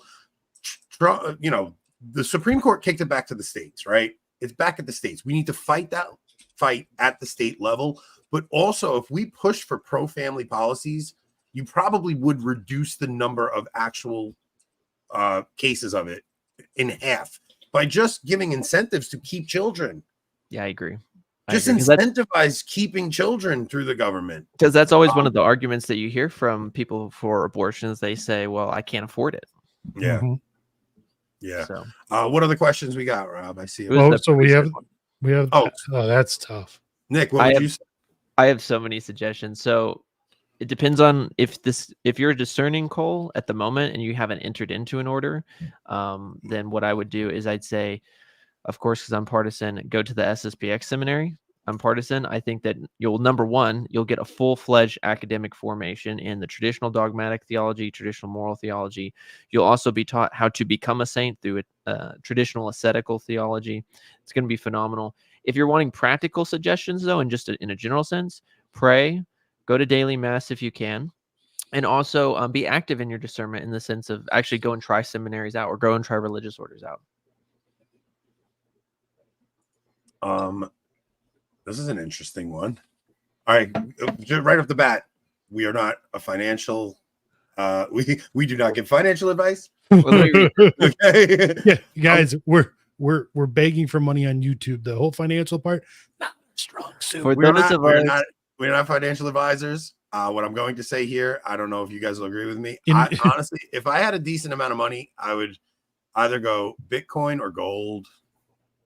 Gold and silver, baby. Return to the gold and silver standard. Yeah, I think invest in something that's useful no matter what. And I mean useful no matter what, even if like the financial system collapses. Guns. Yes. Right? Because you're either going to use them or you'll be able to barter with them. Gold always, for some reason, seems to have value, even when like nowadays it's useful for electronics and things. In the past, it's not all that useful. It's just pretty, but silver too, because you have like most electricity still. You still. Where should I invest my money? Alcohol and ammo. Well, no. So I was gonna say alcohol, but you shouldn't invest in alcohol. But no, invest in tools that will help you survive whatever. So figure out a way to have water no matter what, to have electricity if you need to store food, ammo, things like that. Yeah. So to your question, or I guess a statement, Brian, I'm an immigrant from Canada, from Nigeria, excuse me. When I left home, I packed every light because I packed light. I was ready to integrate as soon as I We went. have a Nigerian fan? Let's go, bro. Are you a prince? I mean, to your credit, amazing. To your credit, Brian, like that's the way to go. You just go in and you're ready to assimilate. Because the big thing I'm worried about, and Trump's brought this up multiple times, is look at all of the Chinese age fighting males who are coming across our border, and they're all Brian's single. in our Telegram, right? What? Is he in our Telegram? We have a couple of Brians. I don't know if that Brian is. I think he's in our Telegram, I believe. Pretty sure. Yeah. Nick, do you know my position on converts? Where they're like they should be quiet for a certain amount of years or something. No, they just don't get the indulgences. I think you guys are like the immigrants coming in and you want to milk a free ride, and I think you guys can pay for indulgences. I could though argue that I'm not a convert, because I was baptized as a Catholic in the Catholic Church as an infant, but I just plus your last name is Cavazos, like that's honorary Catholic. All right, I'll let you slide, but the rest of the converts, I think we should charge them for indulgences. I think they should pay for indulgences. They should pay for indulgences. I think they hear. We need St. Peter's too. Well, actually, we can throw out the sin of simony and just make an exception for converts. Look, Protestants always accuse us of selling indulgences anyway. We may as well do it. Like embrace it, bro. I'm saying. as they said. I don't know. I don't know how I kind of wish you could buy indulgences. Heck no. No. You can't buy the merits of the saints, Anthony. I know where all of our money don't would know. go. Well, you can't buy an indulgence for yourself. This is a scrupulous person speaking, right? You just want to buy indulgences so you feel But better. you can't buy an indulgence for yourself, right? You would only be able to buy it for someone else. You could buy it for yourself. John Tetzel, who started this whole mess with Luther, he was selling indulgences and he was selling essentially salvation to those individuals. Salvation. No, he wasn't. He was Hey, selling some in this Yeah. house, Tetzel is early. a great German hero. You leave him alone. Yeah, he was just selling Tetzel, if his life This ended is so great. sad. Humbert's got to pay double locals. We should make a cradle tier and a convert tier. Yes. That would be amazing. We'll have to ask a priest if that's a sin somehow. Oh man. Questions in the confessional. Is this a sin, Father? No, but it's a little weird. No, but Like you're that just meme. weird. I'm not I'm on not on Telegram, Telegram, but I attend my first TLM in February this year. SSP. Oh, look at this. You Hey. just got on Nick's good side, boy. Member let's of the go, Pious bro. Brotherhood. Let's get the pious brother. I'm calling him that forever now. I keep All right, should we- forgetting about that. Should we? Oh, let's continue this story. Okay, so survey. I don't know. Did we touch? I think we Well, did. I wanted to hear what was the conscience argument that like Ulrich was going to make, because that was the weird thing. Oh yeah. That's a totally different.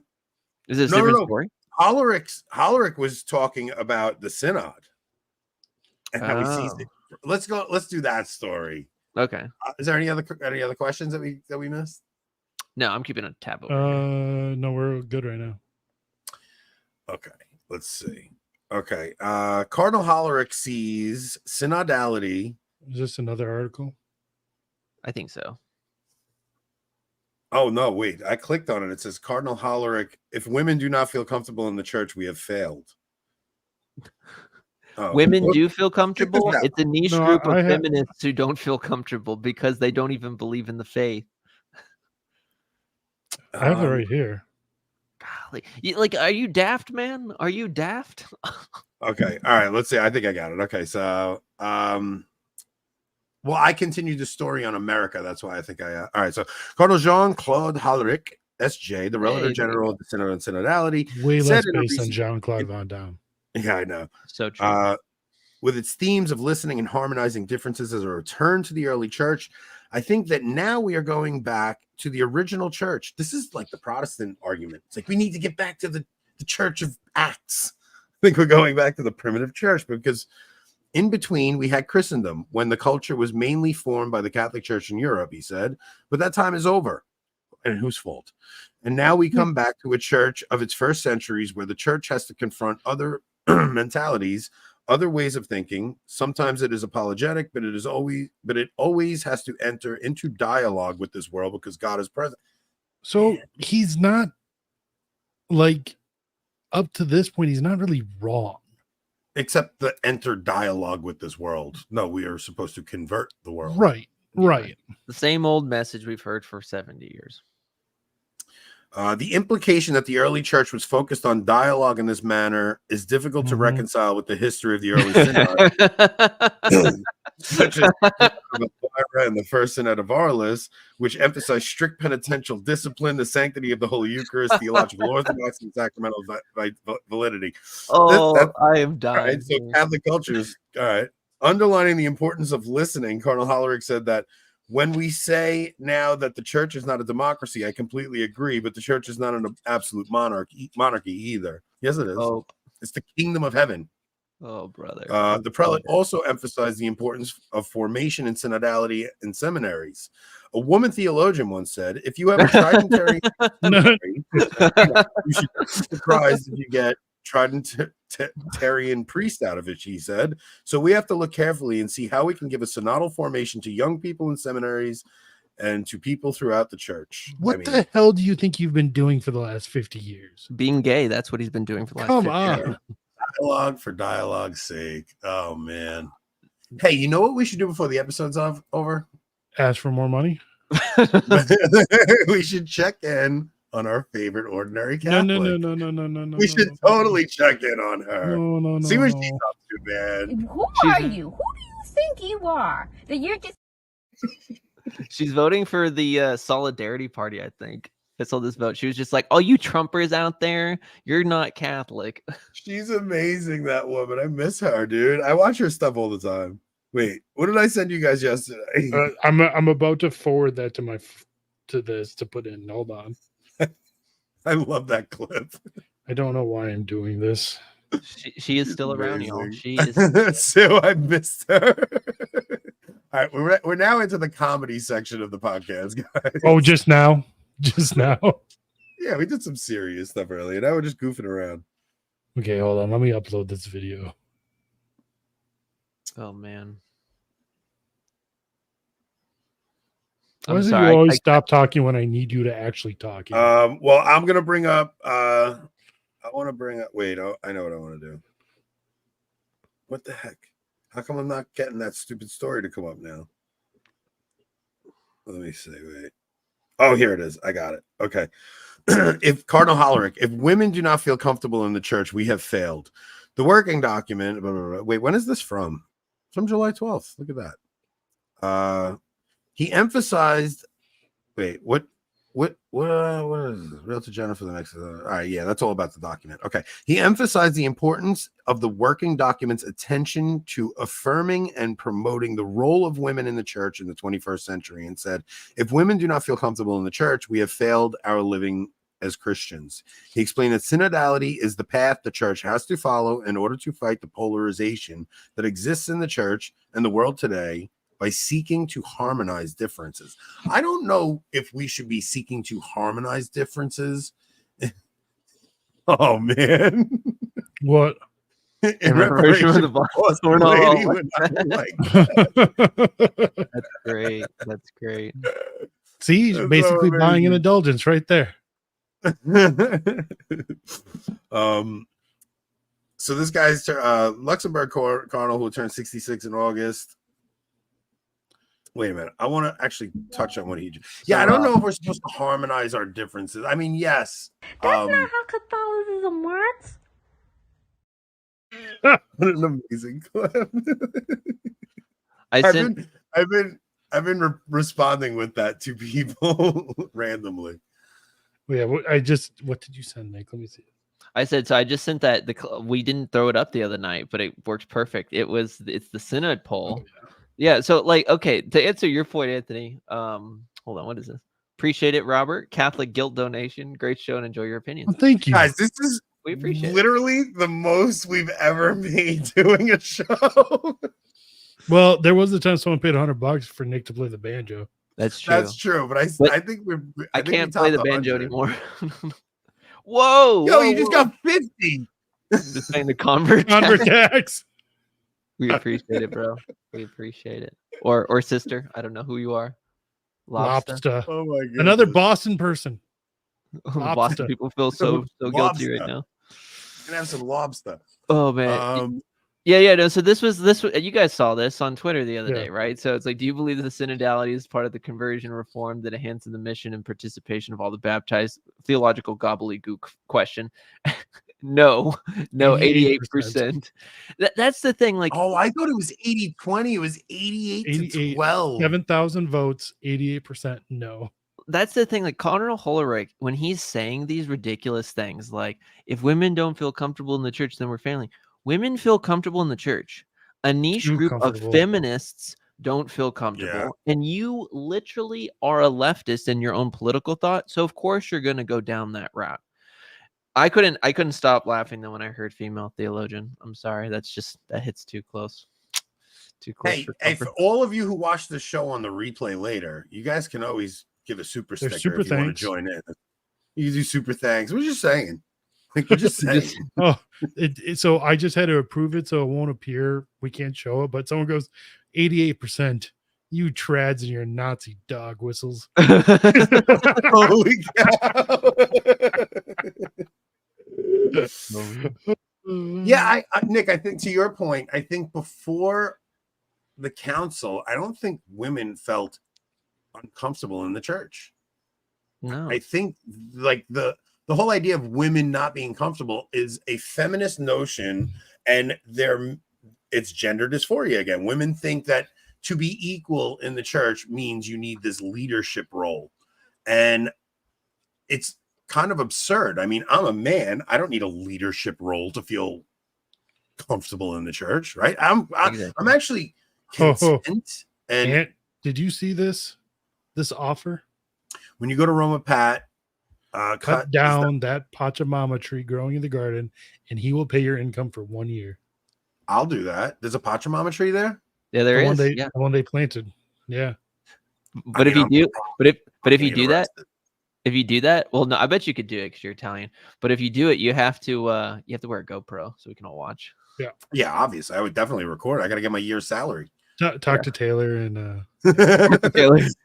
Bribe the Swiss guard to get in. My wife will be mortified if I get arrested. Anthony will need his year salary paid because he won't be able to work because he'll be in an Italian. I'll be in jail.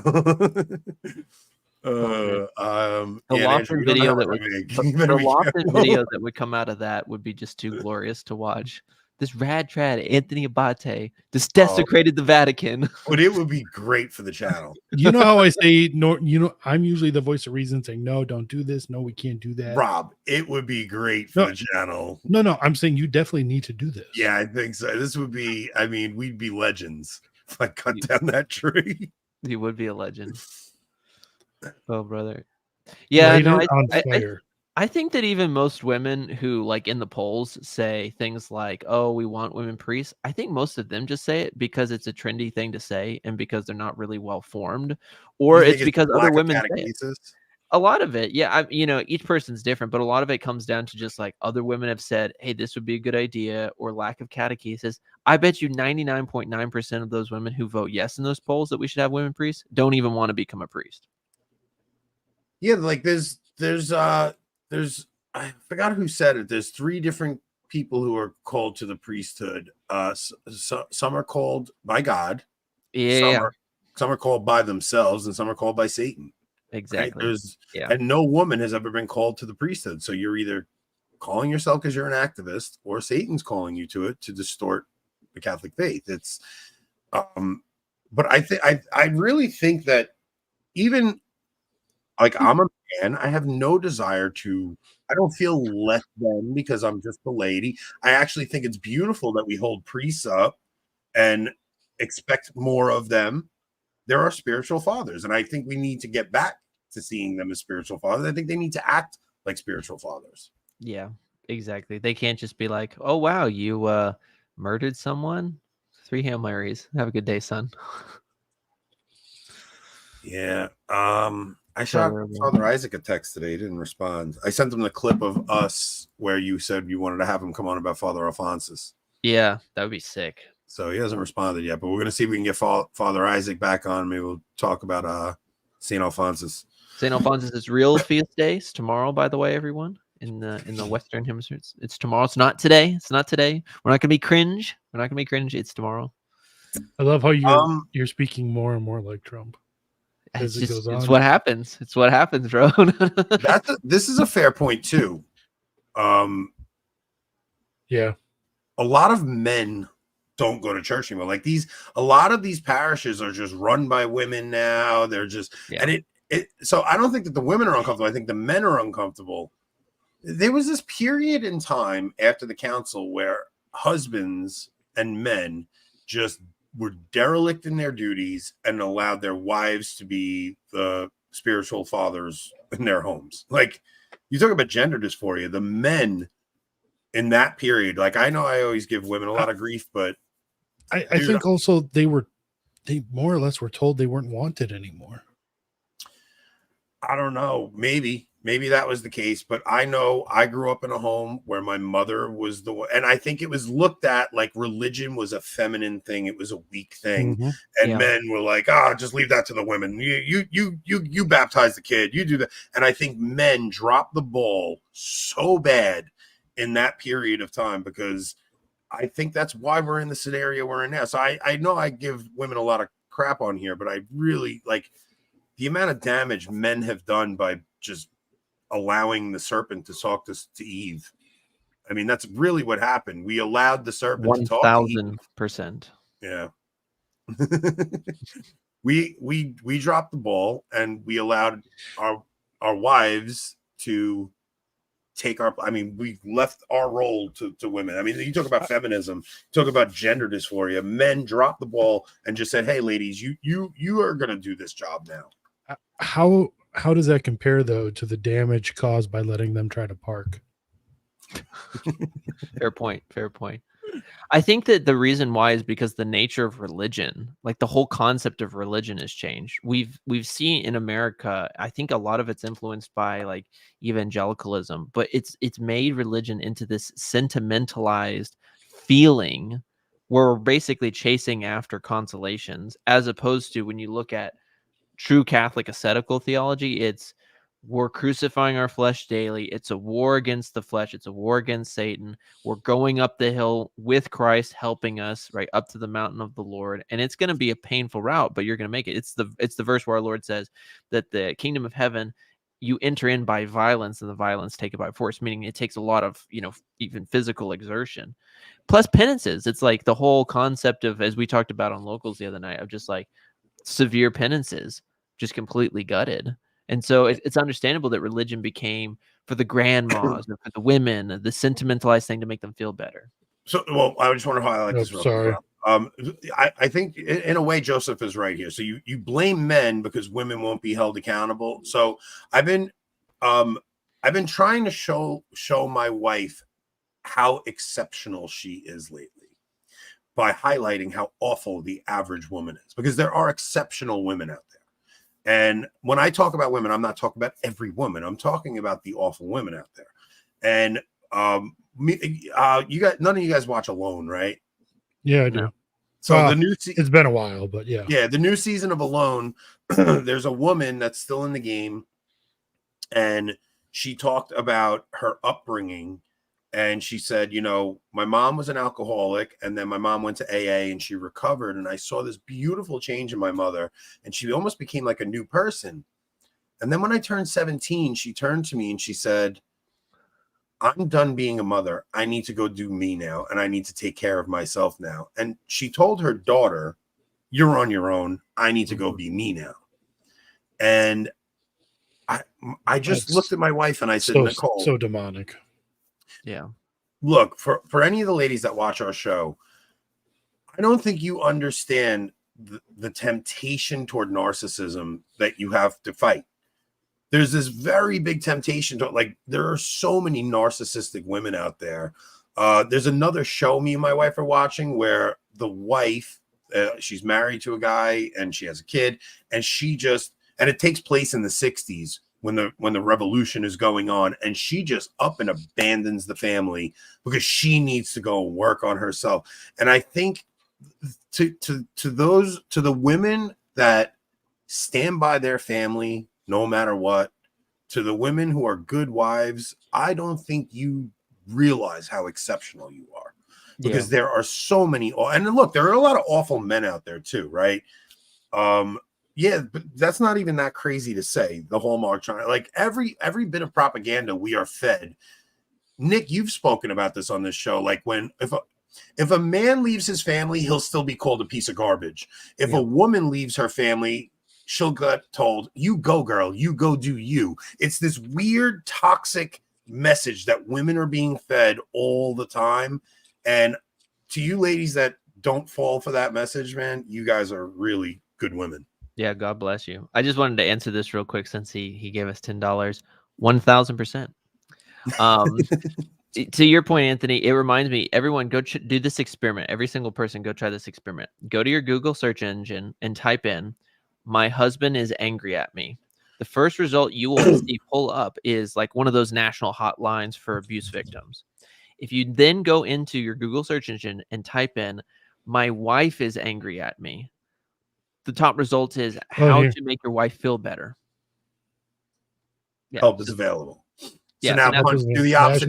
Now do my wife is angry at me.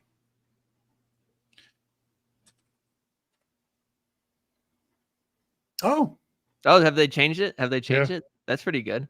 They changed it.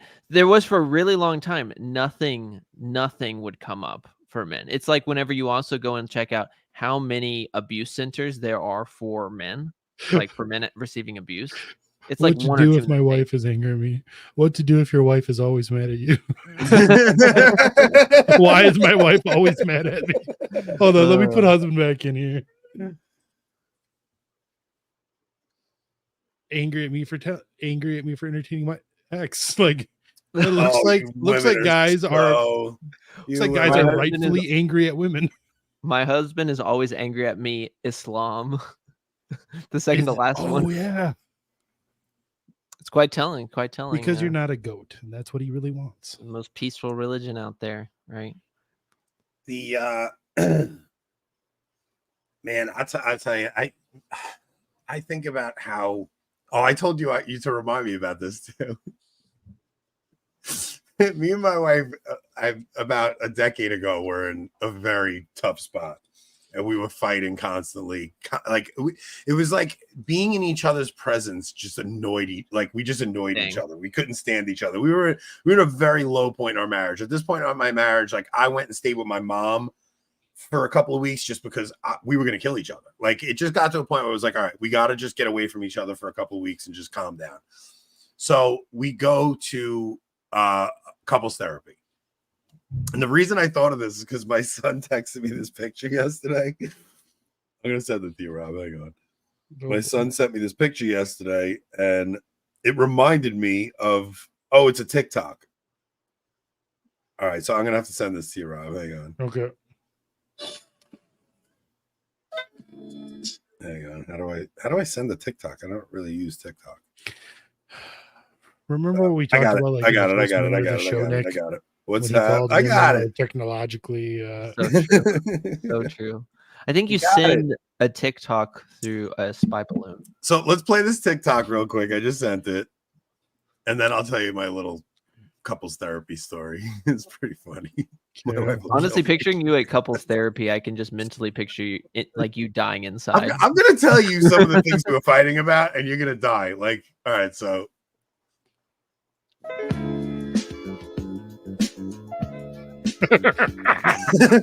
Okay. So we would be driving and we'd be having a conversation, and my wife would be looking over at me and she'd be like, "You have a nose hair sticking out." I'm like, we're in the middle of a conversation. Like, why are you studying my face right now? Like, I don't get it. Why are you studying my face? And it would drive me nuts. And I would be like, can we just have a conversation? So it would be, I mean, when I tell you, she had this obsession with thinking she needed to fix everything in me. I mean, it was really like obnoxiously annoying. So we go into couples therapy, and I start telling the therapist some of the things that are causing these fights. And I'm like, okay, look, so she just like nitpicks at every little thing I'm doing. Like, your face is too red. What is going on? What's your blood pressure? Like, she would just relent. And the therapist was like, okay, listen, you're not his mom. Like, you can't, he's an adult. Like, you can't ask him why he's going. Like, I would go to the pantry and go to get some. What are you getting? Like, it was insane. This is a really food crazy I'm hiding from you, ever. woman. Come on. Like, yes, no, but he's dead. He's 100% right about this. A woman's inclination to want to control her husband. Now, I'm not somebody that handles that stuff easily. Like, I would lose it. I'd be like, who do you think you're talking to? Like, are you insane? Like, I'm going to the pantry to get it. If I want to eat, if I want to stuff my face, I'm going to stuff my face. Stop telling me what to do. Like, I would get. I could just see Anthony just taking food from the pantry, like just because she told me not to. That's how it would go, So the therapist starts telling Nicole, like, you're kind of the cause of these arguments, dude. She handled it calm in the office. We get out in the car. I'm never going to her again. Never going to her again. Dude, we went to couples therapy one time. We never went back. That's I'm so like, funny. you just can't handle anybody telling you you're wrong. It's so amazing. That was a decade ago. We've come a very long way. We were talking yesterday, and she's like, I can't believe like how much so like I've been trying to show her all these different things with women, like the awful women out there. And I'm just like, Nicole, I can't tell you like how much I love you because how exceptional you are. She goes, Anthony, yesterday I was in the kitchen making a pot of sauce and just thanking God for the life I have. Just like I get to stay home and I get to like be a little bit creative in my photography, and then I get to make a pot of sauce. You And I just get to talk go in about my how backyard. New York Italian that is. I mean, but really, it's just she was actually recognizing the beauty in what it means to be a homemaker, right? And it just like kind of hit her, and like we were just talking in bed last night, and we were both just had like smiles across our face. We are just like so grateful that God fixed me, because a lot of it was how I was handling the things she was saying, and I wasn't attending the sacraments at the time. I had no patience whatsoever. I would just lose my mind. It was just causing such friction in our home. And then once, man, you talk about a miracle. Like God miraculously healed our marriage, and we have a totally different life now than we did 10 years ago. It's crazy. Mm-hmm. Yeah, that's pretty cool. And to answer this statement, Gen Z guys aren't getting married, so it's over, boys. That's because your women aren't making pots of sauce at home. So true. They're just interested in OnlyFans instead of cooking. Yeah. To answer this question, can I explain phenomenology? Yeah, two quick things because I could go on for a while about this. Phenomenology is a basically 19th and 20th century subjectivist worldview that basically tries to approach reality through the prism of experience, but it approaches reality from the prism of experience in a very subjectivist way. So to give one analogy, which hopefully will just make the whole system make sense, when you're going through stuff, people experience things differently. So as an example, Einstein about phenomenology said that when you put your hand into a pot of boiling oil, it feels like an eternity, right? So painful. It feels like you've been in there for forever. But then when you talk to a pretty girl for 5 minutes, or for let's say an hour, for like an hour, it feels like 5 minutes. Time seems subjective, experiences seem subjective, things along that nature. And so what bored with phenomenology. So want to know something funny? I misread that. And especially after you said 19th and 20th century, I thought we were talking about skull shapes. No, I'm not talking about that stuff. Not talking about that stuff. But basically all it is it tries to approach life through a subjectivist viewpoint, and it's ultimately destructive in its results. And that's why you should be phrenology. That's why I got it confused. Phrenology. Phrenology. To this Bill Burr skit, he and his wife are working on their relationship, but he realizes they're always working on how he can, because that's really how women are. They really are. What I found is the greatest way, if you look, I'm going to give you guys great marriage advice right now. Oh boy. This is great marriage advice. If you and your wife are fighting, you gotta try to think of someone that annoys your wife and start talking about that person, because there's nothing that can unite a couple more than having a common enemy. So if you just especially if it's a woman. Especially if it's a woman. Yeah, definitely. Like, can you believe that broad? I can't believe she did that. Your wife, that's it. You guys will be best friends again. You find a common enemy, you guys will unite, and that's it. Like if it was an attractive looking waitress at a restaurant you're just going to, pretend you hate that woman, and you will be set for a long time. This is funny. Let's see. Can I explain the trad teaching on private versus That's actually a good question, man. Is good. Yeah. Okay, so all right. So what if I'm interacting with like I argue with Protestants all the time, but I do like some of them. Is there a way where you can you pray an Our Father with fellow Protestants? So the teaching can actually get a bit gray with some black and white peripheries. So in a general sense, Catholics, you are not allowed to go to Protestant services and participate in Protestant services. The ladies are all chiming in. That's actually good advice. Look at Mrs. C. I hate to say it, but I need to run my own comment Q&A channel soon. I mean, if you guys want to throw me theology, I can definitely for some cash. It helps me out a little bit, I guess. Helps them out more so because I'm not getting anything. Is it just me, or is the super chat thing kind of feel like you're on stage and they're throwing dollar bills at you? I feel like a stripper. Is that what a you're little saying? bit, basically. Bro, No, no. Okay. I see this in our so here's your answer to that question. So Catholics, there's a theological term called communicatio in sacris, English, communion in sacred things. Catholics are not allowed to have communion with non-Catholics when it comes to sacred things, which includes services, prayers.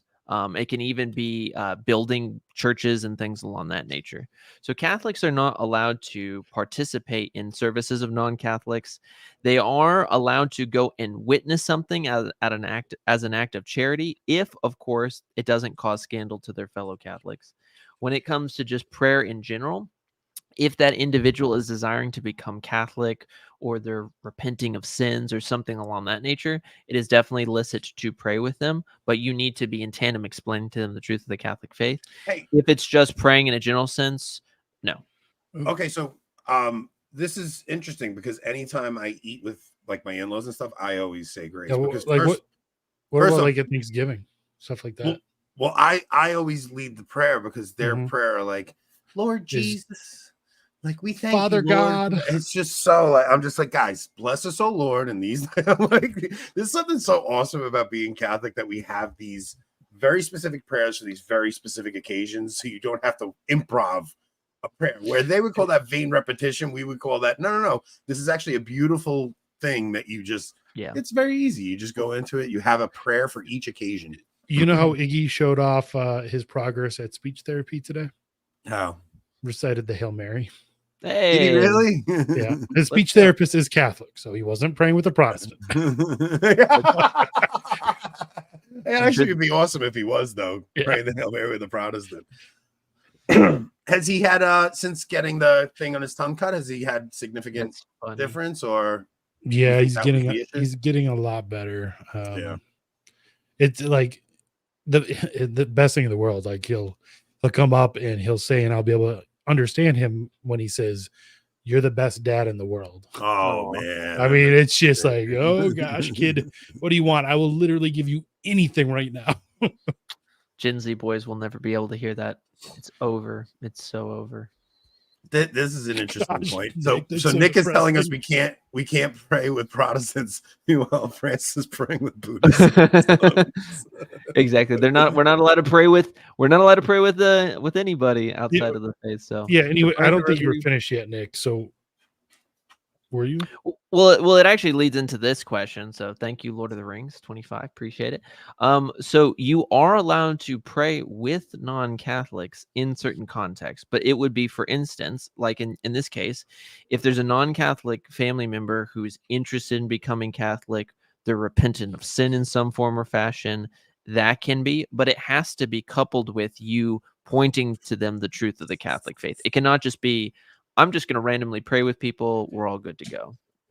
Yeah, I would think praying the rosary with a non-Catholic would be a beautiful thing, and I think it could even help lead to their conversion if they're open to hearing the rosary and praying that. I mean, they're open to conversion if they're and that's specifically. So yeah, I would say that's an amazing. I think when they say like don't pray with non-Catholics, it's in a public setting where you're leading to the confusion that there's no difference between Catholicism and Protestantism. I don't think like if you have a family member and you're just saying the Our Father together, and it's not in this kumbaya world. It's just, maybe there's. I mean, I don't want to. I'm not a moral theologian, but many in the church today who even acknowledge that you can't usually go to a Protestant service, things of that nature, will say like you could go to a Protestant, a family member who's Protestant, their wedding, or to like a funeral service for like the sake of familial unity. Mm-hmm. What does tradition say about that? So yes, you can go to something out of an act of charity toward them, but it has to be, you have to gauge the scandal level. So if you are going to do it, you do it something where you're letting them know like, hey, I'm going to come because I'm supporting you, etc. You would stay in the back. You wouldn't participate in the prayers and the readings and the rites or whatever. You would just be cool and you would do it. One thing that I've seen, unfortunately, is I have seen traditionalists online who will go out of charities to say like an Eastern Orthodox parish and they'll just flood the internet with all of these. Oh, look how beautiful the liturgy is and how amazing it Whereas is. that It's- would be scandal. That's scandal, because then you're giving the appearance that it's fine. And typically they'll say stuff like, "Oh, well, the Holy Ghost is with them because look, their liturgy is unchanged." And I'm like, "Oh yes, the Holy Ghost is with people who deny papal primacy, the Immaculate Conception, and can't even get their own morals straight on contraception or divorce, but their liturgy is pretty." This goes to show you the level of where some people are at. I think he's right. Main thing is not giving the impression of religious indifference. Exactly. But yeah, also Locals just cut off, but okay, that's we okay. can continue. And Jeff saying what that means is in a liturgical setting of Prot. So, and ironically, me going to a liturgical service is what led me to Catholicism. Like I was already Catholic, but I was like it was Easter Sunday. I was at my wife's Lutheran service, and that led me to come home, question the resurrection, and then find that documentary on the Shroud of Turin, and that actually led to my initial reversion back into the faith. Yeah. Not just pretty, it's valid, But it's illicit. Yeah, it's illicit, and it's gravely sinful because you are eating the lamb outside of the house, as St. Jerome said. Mhm. You're eating the lamb outside of the temple. So when modern Catholic apologists will just go and say, "Well, it's valid, it's all good," they give this appearance that it's okay and that it's good in some form or fashion, when the reality is that the church fathers would say, yeah, schismatics can have a valid liturgy, but that is gravely sinful because you're eating the lamb outside of the temple, just like if you were to take the lamb of sacrifice in the Old Testament and just go start eating it outside the temple. Do you think it's worse to eat at an Orthodox parish or like a Lutheran parish? Which one? Because the Lutheran parish, it's not valid. It's not actually the. Yeah, you would say that the Orthodox would be better in the sense that it's valid, but they're still both great. Because I used to receive anytime I went to that Lutheran service back then. I didn't know any better. I was I was just so poorly catechized. And then once I had my reversion, I remember there was this tension before my wife became Catholic. I have this reversion. Now I'm like, oh, wait a minute. Okay, me and my children are not receiving. And it was this very tense time because my wife was like, my parents are going to be offended. They're going to think like it was this real, and I had to actually like talk to her parents about it. And it's like, I'm not judging you guys. It's that it would be a lie for me. Like for me to go up there, it would be implying that I am in communion with you guys. And I'm just not, and they understood it once I explained it to them. But I also had to explain to them they can't receive in the Catholic Church. And that was a very tense thing too. I took them to their first Latin Mass in the city and I asked them not to receive. And, in some ways it leads to good conversations that lead to questions. And I think after my wife's grandmother passes, I think my in-laws may be open to converting. I think right now my mother-in-law doesn't want to offend her mother. But I think after her mother passes, I do think they would. I think they're kind of tired of their Lutheran parish. And I think they may have a. What's going to be so sad is when they convert and they realize they let their mother die. I know. Outside of the church. I know. Yeah, this is a good question. Rome has actually directly answered this. I believe it's under the era of Pius the 11th or Pius the 12th. It's in that time period of the 30s or 40s. But the answer to this is no. Catholics, even if they're in an Orthodox setting, they are not allowed to go and receive communion. They are allowed in the context of very grave danger to receive extreme unction. Extreme unction. And confession, right? Yeah, and confession, yeah. In extreme danger, but for the context of just going to a divine liturgy, no. So the Roman congregations have ruled on that. Also, to be fair, the Russians, they're not giving you communion. They're not giving you confession. They're probably not giving you extreme unction because they consider your baptism being valid. Yeah. Yeah, that's true. I have to hear Jeff's story because he posted this the other day on Twitter about his mom converting. And I was like, I have to hear this story. So we're going to have Jeff on one night. We had another question here too. Sure. Thoughts on Catholics attending a sedevacantist Catholic mass? I know a lady who sometimes goes, and I warned her against that. I wouldn't go. The main reason I wouldn't go, and I'm not trying to judge people who go because they are scandalized, right? But here's just my genuine theological take. The reason I wouldn't go is because to be Catholic, 4 things are required. You have to be validly baptized. You have to participate in the sacramental life of the church. You have to accept everything the church teaches on faith and morals. And then fourthly, you have to recognize the legitimate authorities in the church, being the Pope and the bishops. People might say, well, Francis isn't the Pope, etc., etc. The issue I have with that is that Vatican I is extremely clear that the papacy will endure uninterrupted until the coming of Christ, which is a major issue if you hold to the theory that there's not been a Pope since 2013 or 1958. So when you're going to a Sedevacanist mass, you are eating you're eating on an altar that is outside of the bounds of the church. You're not recognizing. I understand on an emotional level, right, and to a point like an intellectual level why people go, but I don't think that it's wise to go at all. So Okay, thank you, somebody Lord of the has- Rings, again. You I'm checking the comment section right now to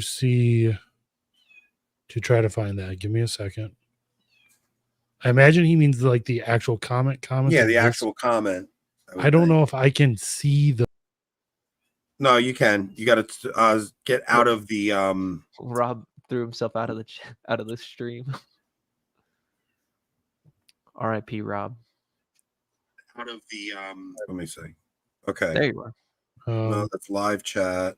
Where would the comment section be? Oh man, how do you see that? Lord of the Rings, is it possible you can copy and paste it here into, unless it's too long, but you can break it up? Because it's only giving me the option to check the live chat. Yeah. And even when I go into the studio. Yeah, that's what I did. I went into studio and I don't see it there either. R.I.P. It's going to appear after the video. May I? Yeah.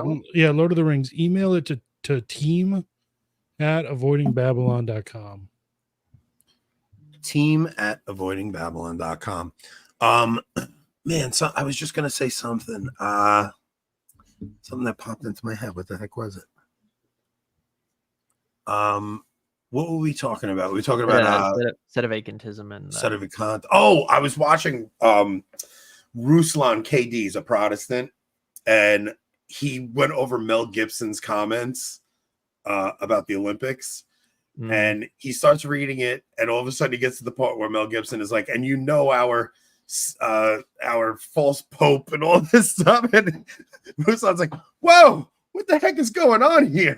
So he didn't realize there's a such thing as Sedevacantism. So I was listening in the chat, and I shot him a chat, and I'm like, Mel Gibson's a Sedevacantist. He doesn't believe there's been a valid pope since 1958. And also the bishop that told us what he said was just excommunicated. It led to like a 20-minute conversation of them looking everything up online, seeing what Sedevacantism is, then them like finding out who Archbishop Vigano is. Ruslan's looking at Vigano. He's like, I gotta follow this guy, man. I gotta see what's going on with this guy. What's happening? He was just excommunicated. That's pretty funny. Yeah, it was pretty interesting to watch that happen, man. This is a good question. So what if the SSPX consecrated new bishops illicitly and prompts a new excommunication?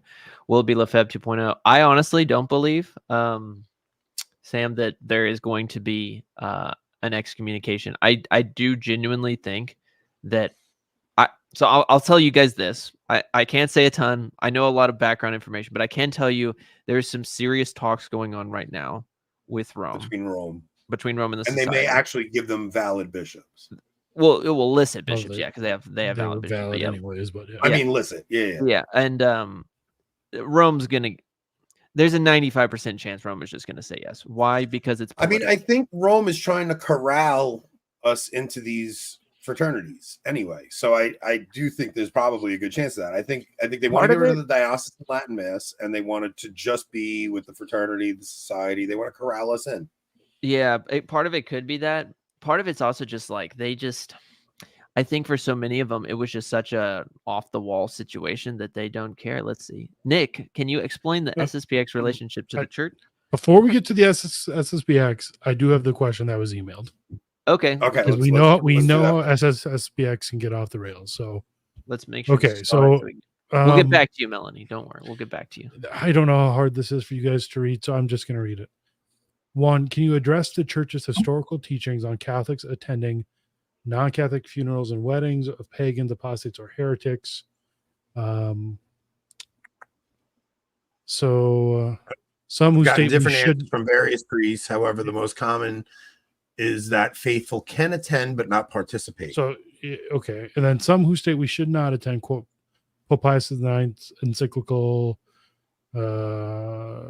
Gravis Hoc Diuturne on the Church in Switzerland. So that addresses the old Catholics, but she's not sure if it applies to all heretics and apostates or just that group. So there's a quote in the document that says they should shun their religious celebrations, their buildings, and their chairs of pestilence. Gosh, I love that. Which they have with impunity established to transmit the sacred teachings. They should shun their writings and all contacts with them. They should not have any dealings or meetings with usurping priests and apostates from the faith who dare to exercise duties of an ecclesiastical minister without possessing a legitimate mission or any jurisdiction. Mm-hmm. If one who has a parent who is non-Catholic and passes into the visible church, they should be perfect contrition and unknown political parties. Could a Catholic son or daughter in good conscience participate in a plan of a non-Catholic funeral associated with Protestant churches? Okay, yes. So none of these are okay. These are very heavy, deep questions, man. They're actually not. They're actually not. They're pretty simple. For you, they're very simple. I'm not saying complicated. Saying they're difficult. Okay, so anyone facing that scenario, what you need to do is going to be difficult. Oh yeah, choice emotionally and choice wise, you're gonna get a little bit of. You need a spine.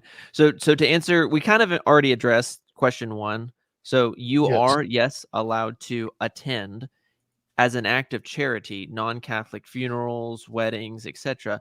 Out of charity, you just have to be careful not scandalizing your fellow Catholics. So don't go posting it online. A non-Catholic wedding you can attend? You can attend as long as they're not Catholic. Yeah, you can attend as long as they're not Catholic, and you're just witnessing in the back as an act of charity. Like, okay, I love you guys. I don't agree with what you're doing. We're not talking about a homosexual quote. Yeah, you can't. Right. Okay, exactly. that's a very different thing there. Yeah. For now, if you have a Catholic sibling who marries a non-Catholic in a non-Catholic setting, that you cannot attend. Cannot attend. You cannot attend that. No, because that's a different scenario. Yeah, so that's why I said non-Catholic wedding. Okay, so if it's two Protestants getting married and you were invited, you're allowed to go. Yeah, you would just be in the background. You can't give scandal. How this cooperates or works with the old Catholic situation is that's a historical context that goes into Rob's point about you can't go to like a Catholic wedding, a Catholic who's going to a non-Catholic, a Catholic who's joining with a Protestant or something like that. It's on that same theme. It's these people separated themselves from the church, set up their own jurisdiction, so they made themselves schismatics. And as a punishment to all of them in this historical time, do not go. You should not go and not participate because it was an egregious thing which they did. And then to the third question, was very good. If a person, can you pull that question back up again, Rob? Sure, the third one? Because the third one was more of a practical. If one has a parent who is not Catholic and passes on, who being in the visible church, they might be blessed with the grace of perfect contrition, but that would be unknown to applicable parties. Could a Catholic son and daughter in good conscience participate in that non-Catholic funeral service in a Protestant church? I can actually give a personal example. My grandfather, God rest his soul, he was Protestant. He passed away in April, if memory serves. And what I did was I knew I was not allowed to participate when it came to like getting up and giving a speech or memorial or something like that in the service, in the religious service. So what I did was, I went to the service. I was there with my family, and they did, the classic praise and worship, and then the sermon and all of that. And I didn't, spoken tongues. Exactly. I spoke in Latin. I was chanting my rosary in Latin the whole time, and but I didn't participate in anything along that nature. But what I did do is after the service, if it's like family gathering around talking about grandpa, yeah, of course I'll give a little speech talking about grandpa. There's nothing wrong with that. Now, what about praying? What about praying for his soul? Praying for his soul, I did because when my grandfather passed, this is my experience, but you can apply this to everybody. He held my hand as he was passing away, and he said, "Can you please pray for me?" Which told me that there's something going on there, because again, he's a Baptist. He didn't believe in purgatory. right? But he's telling them to pray for him. So clearly he's not, no one, I think no one at the point of their death really believes that the sinner's prayer is what saves them. Yeah, no, I don't think so. I don't think any of them believe once saved, always saved. I think even as Catholics, death is a very scary thing. It's a scary thing, right? It's like we bet our lives on this thing, and you're about to find out, and it's like, I don't care how deep your faith is, it's still a scary moment. Like you're passing on to the other side, man. I can answer this really quick because I can answer it super short. So the SSPX is in the church. They accept all the church's teaching. They're baptized. They recognize the legitimate authorities. That's the big thing, is they recognize it. They participate in that sacramental life. Irregular, when you see the term irregular canonical status, all that means is that in the context of the church's law, canon law, they just don't know where to place them. There's just not a perfect place that you can place them. That's a completely different category. Right. There's no juridical spot for them. And the thing is, the reason I like going to this to a chapel, like to go to the society, it's you just can't go there thinking they're the true church. Like you can't have that schismatic attitude when you go separate. That there's something separate, a separate entity, that they're the true church, things like that. You have to. If you're going there, you're going there because you love the liturgy, and maybe this person goes with you because look, there's or maybe they're in New York because that's the Trade Center building on their thumbnail. So that's kind of cool. Oh, maybe. Yeah, maybe it's the Freedom Tower. Yeah, go say hi to Anthony. Is it St. Christopher's that's there? Holy Innocents is I usually go to. Oh, St. Michael's is the SSPX. St. Michael's, that's the one. So I'm not 100% sure what they mean by Anglo-Catholic liturgy. If they're talking about the ordinary. So what is the deal with Catholics not being able to attend the newly accepted Anglo-Catholic liturgies? And is this Anglo-Catholic liturgy a new rite? So again, that's kind of confusing. So if you're talking about the Anglican ordinary, Catholics are allowed to go. My general thoughts about it after studying it is it's sometimes good and sometimes rough, actually. So the Anglican ordinariate, basically, it's kind of like the new mass in the sense that it has lots of options that can be done. So some parishes will do the classic Roman canon, which is great. Some of them, though, will do some of Cranmer's stuff, which is rough. And then some of them will do straight up what the Novus Ordo does, in the sense that it will give the Talmudic prayers. So it's kind of a hit or miss. Somebody asked if you could give an example of Talmudic prayers, but we're going to do that in the next episode. Guys, stop super chatting. I have to get up at 4 a.m. We appreciate all the support, though. We are so grateful. 24-hour stream until we get a new pope. Let's go. This was pretty jarring how generous everybody was tonight. And this video likely won't get a lot of views because it's so long, which is interesting. It is 1,300 right now. I'm going to cut clips up though, because I think we had a few really good segments in here tonight. That means I'm gonna be busy tomorrow. And then Rob, you're allowed to allow super chats in the comment section, right? Yeah, we do. Cool. If you guys want me to keep asking, or if you want me to keep answering, theology questions, just super chat it into the comment section. And we're gonna give Nick a nice big tip for coming on tonight, because this is his idea to do the super chats thing. So something more than the marriage tip. Nick's gonna get paid tonight. This was Nick. Go to a bar and tell a girl that you're a man. That's Anthony's. I can give you all my marriage advice. Can I look up? Oh man. I'll look up super chats and we'll split them. Epic. You know what it is, man? I think that the people that do love a long video, like you, like a lot of the people that we're seeing in the chat, you guys are our regulars. Like you guys aim to try and catch a live show with us and stuff. I think being in the live show is very different from catching a replay on our show. 1000% agree, Sam. All right, guys. We are going to call this one a wrap. Thank you guys so much, man. We are super, super grateful for you guys. You guys make this very difficult to not do. Like it's hard for like every episode. It's like it was a good show. I stayed up for it. Don. Thanks, Don. It was a good one. Thanks, Don. Yeah, we were all over the place. We were all over the place tonight, man. Tom, I won't see you Sunday because I'm going to St. Rocco's on Sunday, and then I'm going to see Kevin James Sunday afternoon. Does Kevin James know? Poor Kevin. Not yet, but that's why I'm going to St. Rocco's Sunday because I'm hoping he's there. And now I'm gonna be like, hey, dude, I'm going to see you tonight. And by the way, I heard that you made a video About me, actor Father Rippiger, and I'm going to see if I can. And by the way, I have a camera right here. Can you answer some questions? No, it's gonna be. When are you coming on the show? We gotta be the first show to get Kevin James on. Yeah, for Catholic related stuff. Catholic related conversation. So that true. would be freaking huge. If we Hey, got Kevin James. Hey, Murray, real quick, Murray, congratulations on becoming head of Catholic Family News this afternoon. I assume you're the new managing editor, Murray. Yeah, we have you and I, bro. We got some. It's gonna be really awkward if he didn't get it, guys. I'm pretty sure he got it. I know he filled in for Matt. He filled in for Matt when Matt was out sick. Yeah. Matt took a little bit of a sabbatical and he was sick a little while ago. And I mean, I love both Murray and Matt. So, Murray's all right. Murray, and He's all right. I'm praying Matt finds bigger and better things as he moves on. So I love both those dudes. So this is a fair question, Anthony. I have the equipment, guys. I have the equipment. I bought it. Don't think your money went to waste. I'm going to tell you what it is. He's nervous to do it. Like, I'm very nervous to do it. I'm considering two options.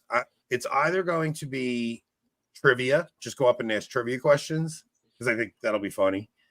Or, I mean, the other one is compare the TLM crowd to the Novus Ordo crowd. People in the chat, do you want me to do it? I'll do it, and I'll post it on here. I can do it easy. I'll send you. You'll do man on the street interviews? Oh, yeah, that's easy. Yeah, but it's not as funny from Texas as it is from New York. Yeah, it would be. All right, so I got to get either Joe Boca or my brother Joey have to film it, and I have to do the question. I think it'd be funnier to see Joey and Joe ask the questions. Well, my brother Joey, you'll just hear him cackling in the background. Like, you'll just hear Joey cackling in the background. He has his laugh is like, like it's just a dumb it really laugh. is. It really is. It might add to the video, so maybe I'll get Joey to do it with me. It's not that I'm nervous to talk to people; it's that I'm nervous to like go up and initially ask, "Hey, can I ask you some questions?" Like, it's you guys have no idea how nervous he was before trivia shows. Yeah, he was. Wow, what was our first the first interview with Taylor? You were a wreck before you sweating. You were. So what I know is the first one I do will be hard, and then after that they'll be easy. Yeah. Is Anthony going 2 pints with Aquinas soon? You'd have to ask Matt that. I haven't been asked. Actually, Anthony, I know where you need to go for these person on the street interviews. Where? That's not how Catholicism works. You need to go Boston. Up in her parish. Yeah. I'm gonna go up and see Matt Fradd actually pretty soon, because we're gonna be doing campaign in his neck of the woods for President Trump, and so I'm probably gonna swing by Steubenville and pop into the cigar shop and be like, "Yo, Voiding Babylon says hello. Why are we not on the show?" I mean, look, I saw Thursday last weekend. He didn't mention nothing. I think my theory, and it's a theory Enoch and I have talked about. I think there's two ways you get on Matt Fradd's show. One is you have like a giant social media presence, or you're a convert wonderkind like Nick, who's already been on the show. Convert wonderkind, or you're a priest. Like he either goes really deep or he goes for like the social media star. And we're not social media stars, so if Matt wants to just have like a really interesting show, you should have us on. We won't trigger. You may not get that many views, but your audience will enjoy it. Because dude, we 1000% we get a lot of views. At the very least, you'll get a nice response video from Michael Lofton. Exactly. I'll tell you this. Is so right. This is. I promise the show will be entertaining. I may not be the smartest guy, but I am entertaining. Someone clip this for Matt Fradd. Have us on, bro. We will say the most off the wall things. Your ratings will go through the roof. Will be huge. I'll cut this up as a clip and I'll put it up. I know Matt watches the show on occasion, so maybe I bet it is. I bet Kyle's stonewalling us because we didn't go to their creator thing. I know. Just no, I know behind the scenes Kyle's just undermining us. Nah, you don't want those guys. You don't want those. I'm staying with Kyle. 1000% accurate. Rob's Nah, right, but you don't want that Anthony guy. But that's my point, 1000% right? accurate. So, religious hippie, she's got a big social media presence, so he had her on. Who gives dating advice like a no offense to you, religious hippie, but like a 70-year-old woman who doesn't understand males at all? Let me tell you, oh man, I can't believe we're still going here. No, we're getting really all right. spicy as the night goes on. One thing that I This find goodbye hilarious, started 8 minutes ago. the one thing I find hilarious is Catholic Answers just made a statement the other day, and then Religious Hippie did a whole show on it. And you shouldn't wear Crocs and tank tops to mass. And it's like, that is the most normie, like, wow, you shouldn't wear Crocs and tank tops to mass, guys. People went nuts in the comments for Catholic Answers. I just love how that's what finally got Jason blocked. It did. Jason has been trolling Religious Hippie about all her mass fits for the last year and a half. Every single one quote tweets it with something. And So look, she mentions Crocs and he goes, that's heresy, and he gets blocked for that. Look, and I don't want to rag on other creators. I don't want to rag on other creators. Don said, I've seen how Anthony dresses for mass. Personally, I think Crocs should just be banned, period. Like I wore in a all suit. 50 states. I wore a suit. I don't have time for that much negativity in my life. I can add myself back to the Oh, stream. no. I can add myself back to the Anthony stream. always could too, but he never knew how. No, I did. I just thought it was funny when you'd boot me off. Yeah. I don't like ragging on other creators, but the mass fit thing, that is what we spoke about earlier with that feminine tendency towards narcissism, right? So she's not posting anything immodest, but she still she wants the likes, so she posts a pretty picture of herself. So it's something that, and I'm not knocking her. I mean, look, she's a young We all kid. post things for likes. I mean, Yes, all of us do. So, but it is weird. It's a girl thing, selfies. Like, I don't know. I don't get it. You ladies, you do your thing. I think it's a little weird, but I'm a guy. I should think what you girls do is weird. So, meanwhile, Anthony posts pictures of like the tar he's laying down. All the girls, all the girls are like, "What's that for?" All the guys are like, "Oh, it's a sweet bobcat." Like not even an exaggeration. All right, dude, I have to go to bed. It's 10:30. I'm never gonna get up in the morning. So ladies, no yoga pants at mass. I mean, Or that should ever. be common Or sense. anywhere outside of the Ever. your Ever. Yeah, agreed. home. Outside of your home, no yoga pants. All right, guys, this was actually a really fun It show. was fun. It is easily 90 degrees in this room right now. I didn't see it, Nancy. I didn't see her selfie. I would have liked it. I'm not saying all selfies are bad. I'm just a guy and I don't get it. That's all. I don't get it. I just see like nonsense. And there's one thing if you post one on occasion, but when it's every day, girls with the I don't get it. I don't know. I don't know. I'm not a girl. So why should I? Don. Yoga pants for yoga. Oh my god. Well, this was Catholic fun, yoga, Don. Only Catholic yoga. The yoga pants for only Catholic yoga. Literally was at a parish that had Catholic yoga, supposedly. It's the longest Minnesota goodbye we've ever had. All right. Really, this is just the average Minnesotan goodbye here in Minnesota. So I'm gonna go search. I'm gonna go in my room and lay down, and I'm gonna search for Nancy's selfie, and I'm gonna like that, and then I'm gonna go to bed. All right, Rob, take us out because another Your question wife's gonna see you doing it and get mad at you. Yeah, right. Or have a dream about you and get mad at you. Why are you liking that chick selfie? I had to, Nicole. You don't understand. Okay, you guys are welcome. Somebody said, "Thank you for staying." All right, take us out, Rob, quick before they get another question. That's not how Catholicism works.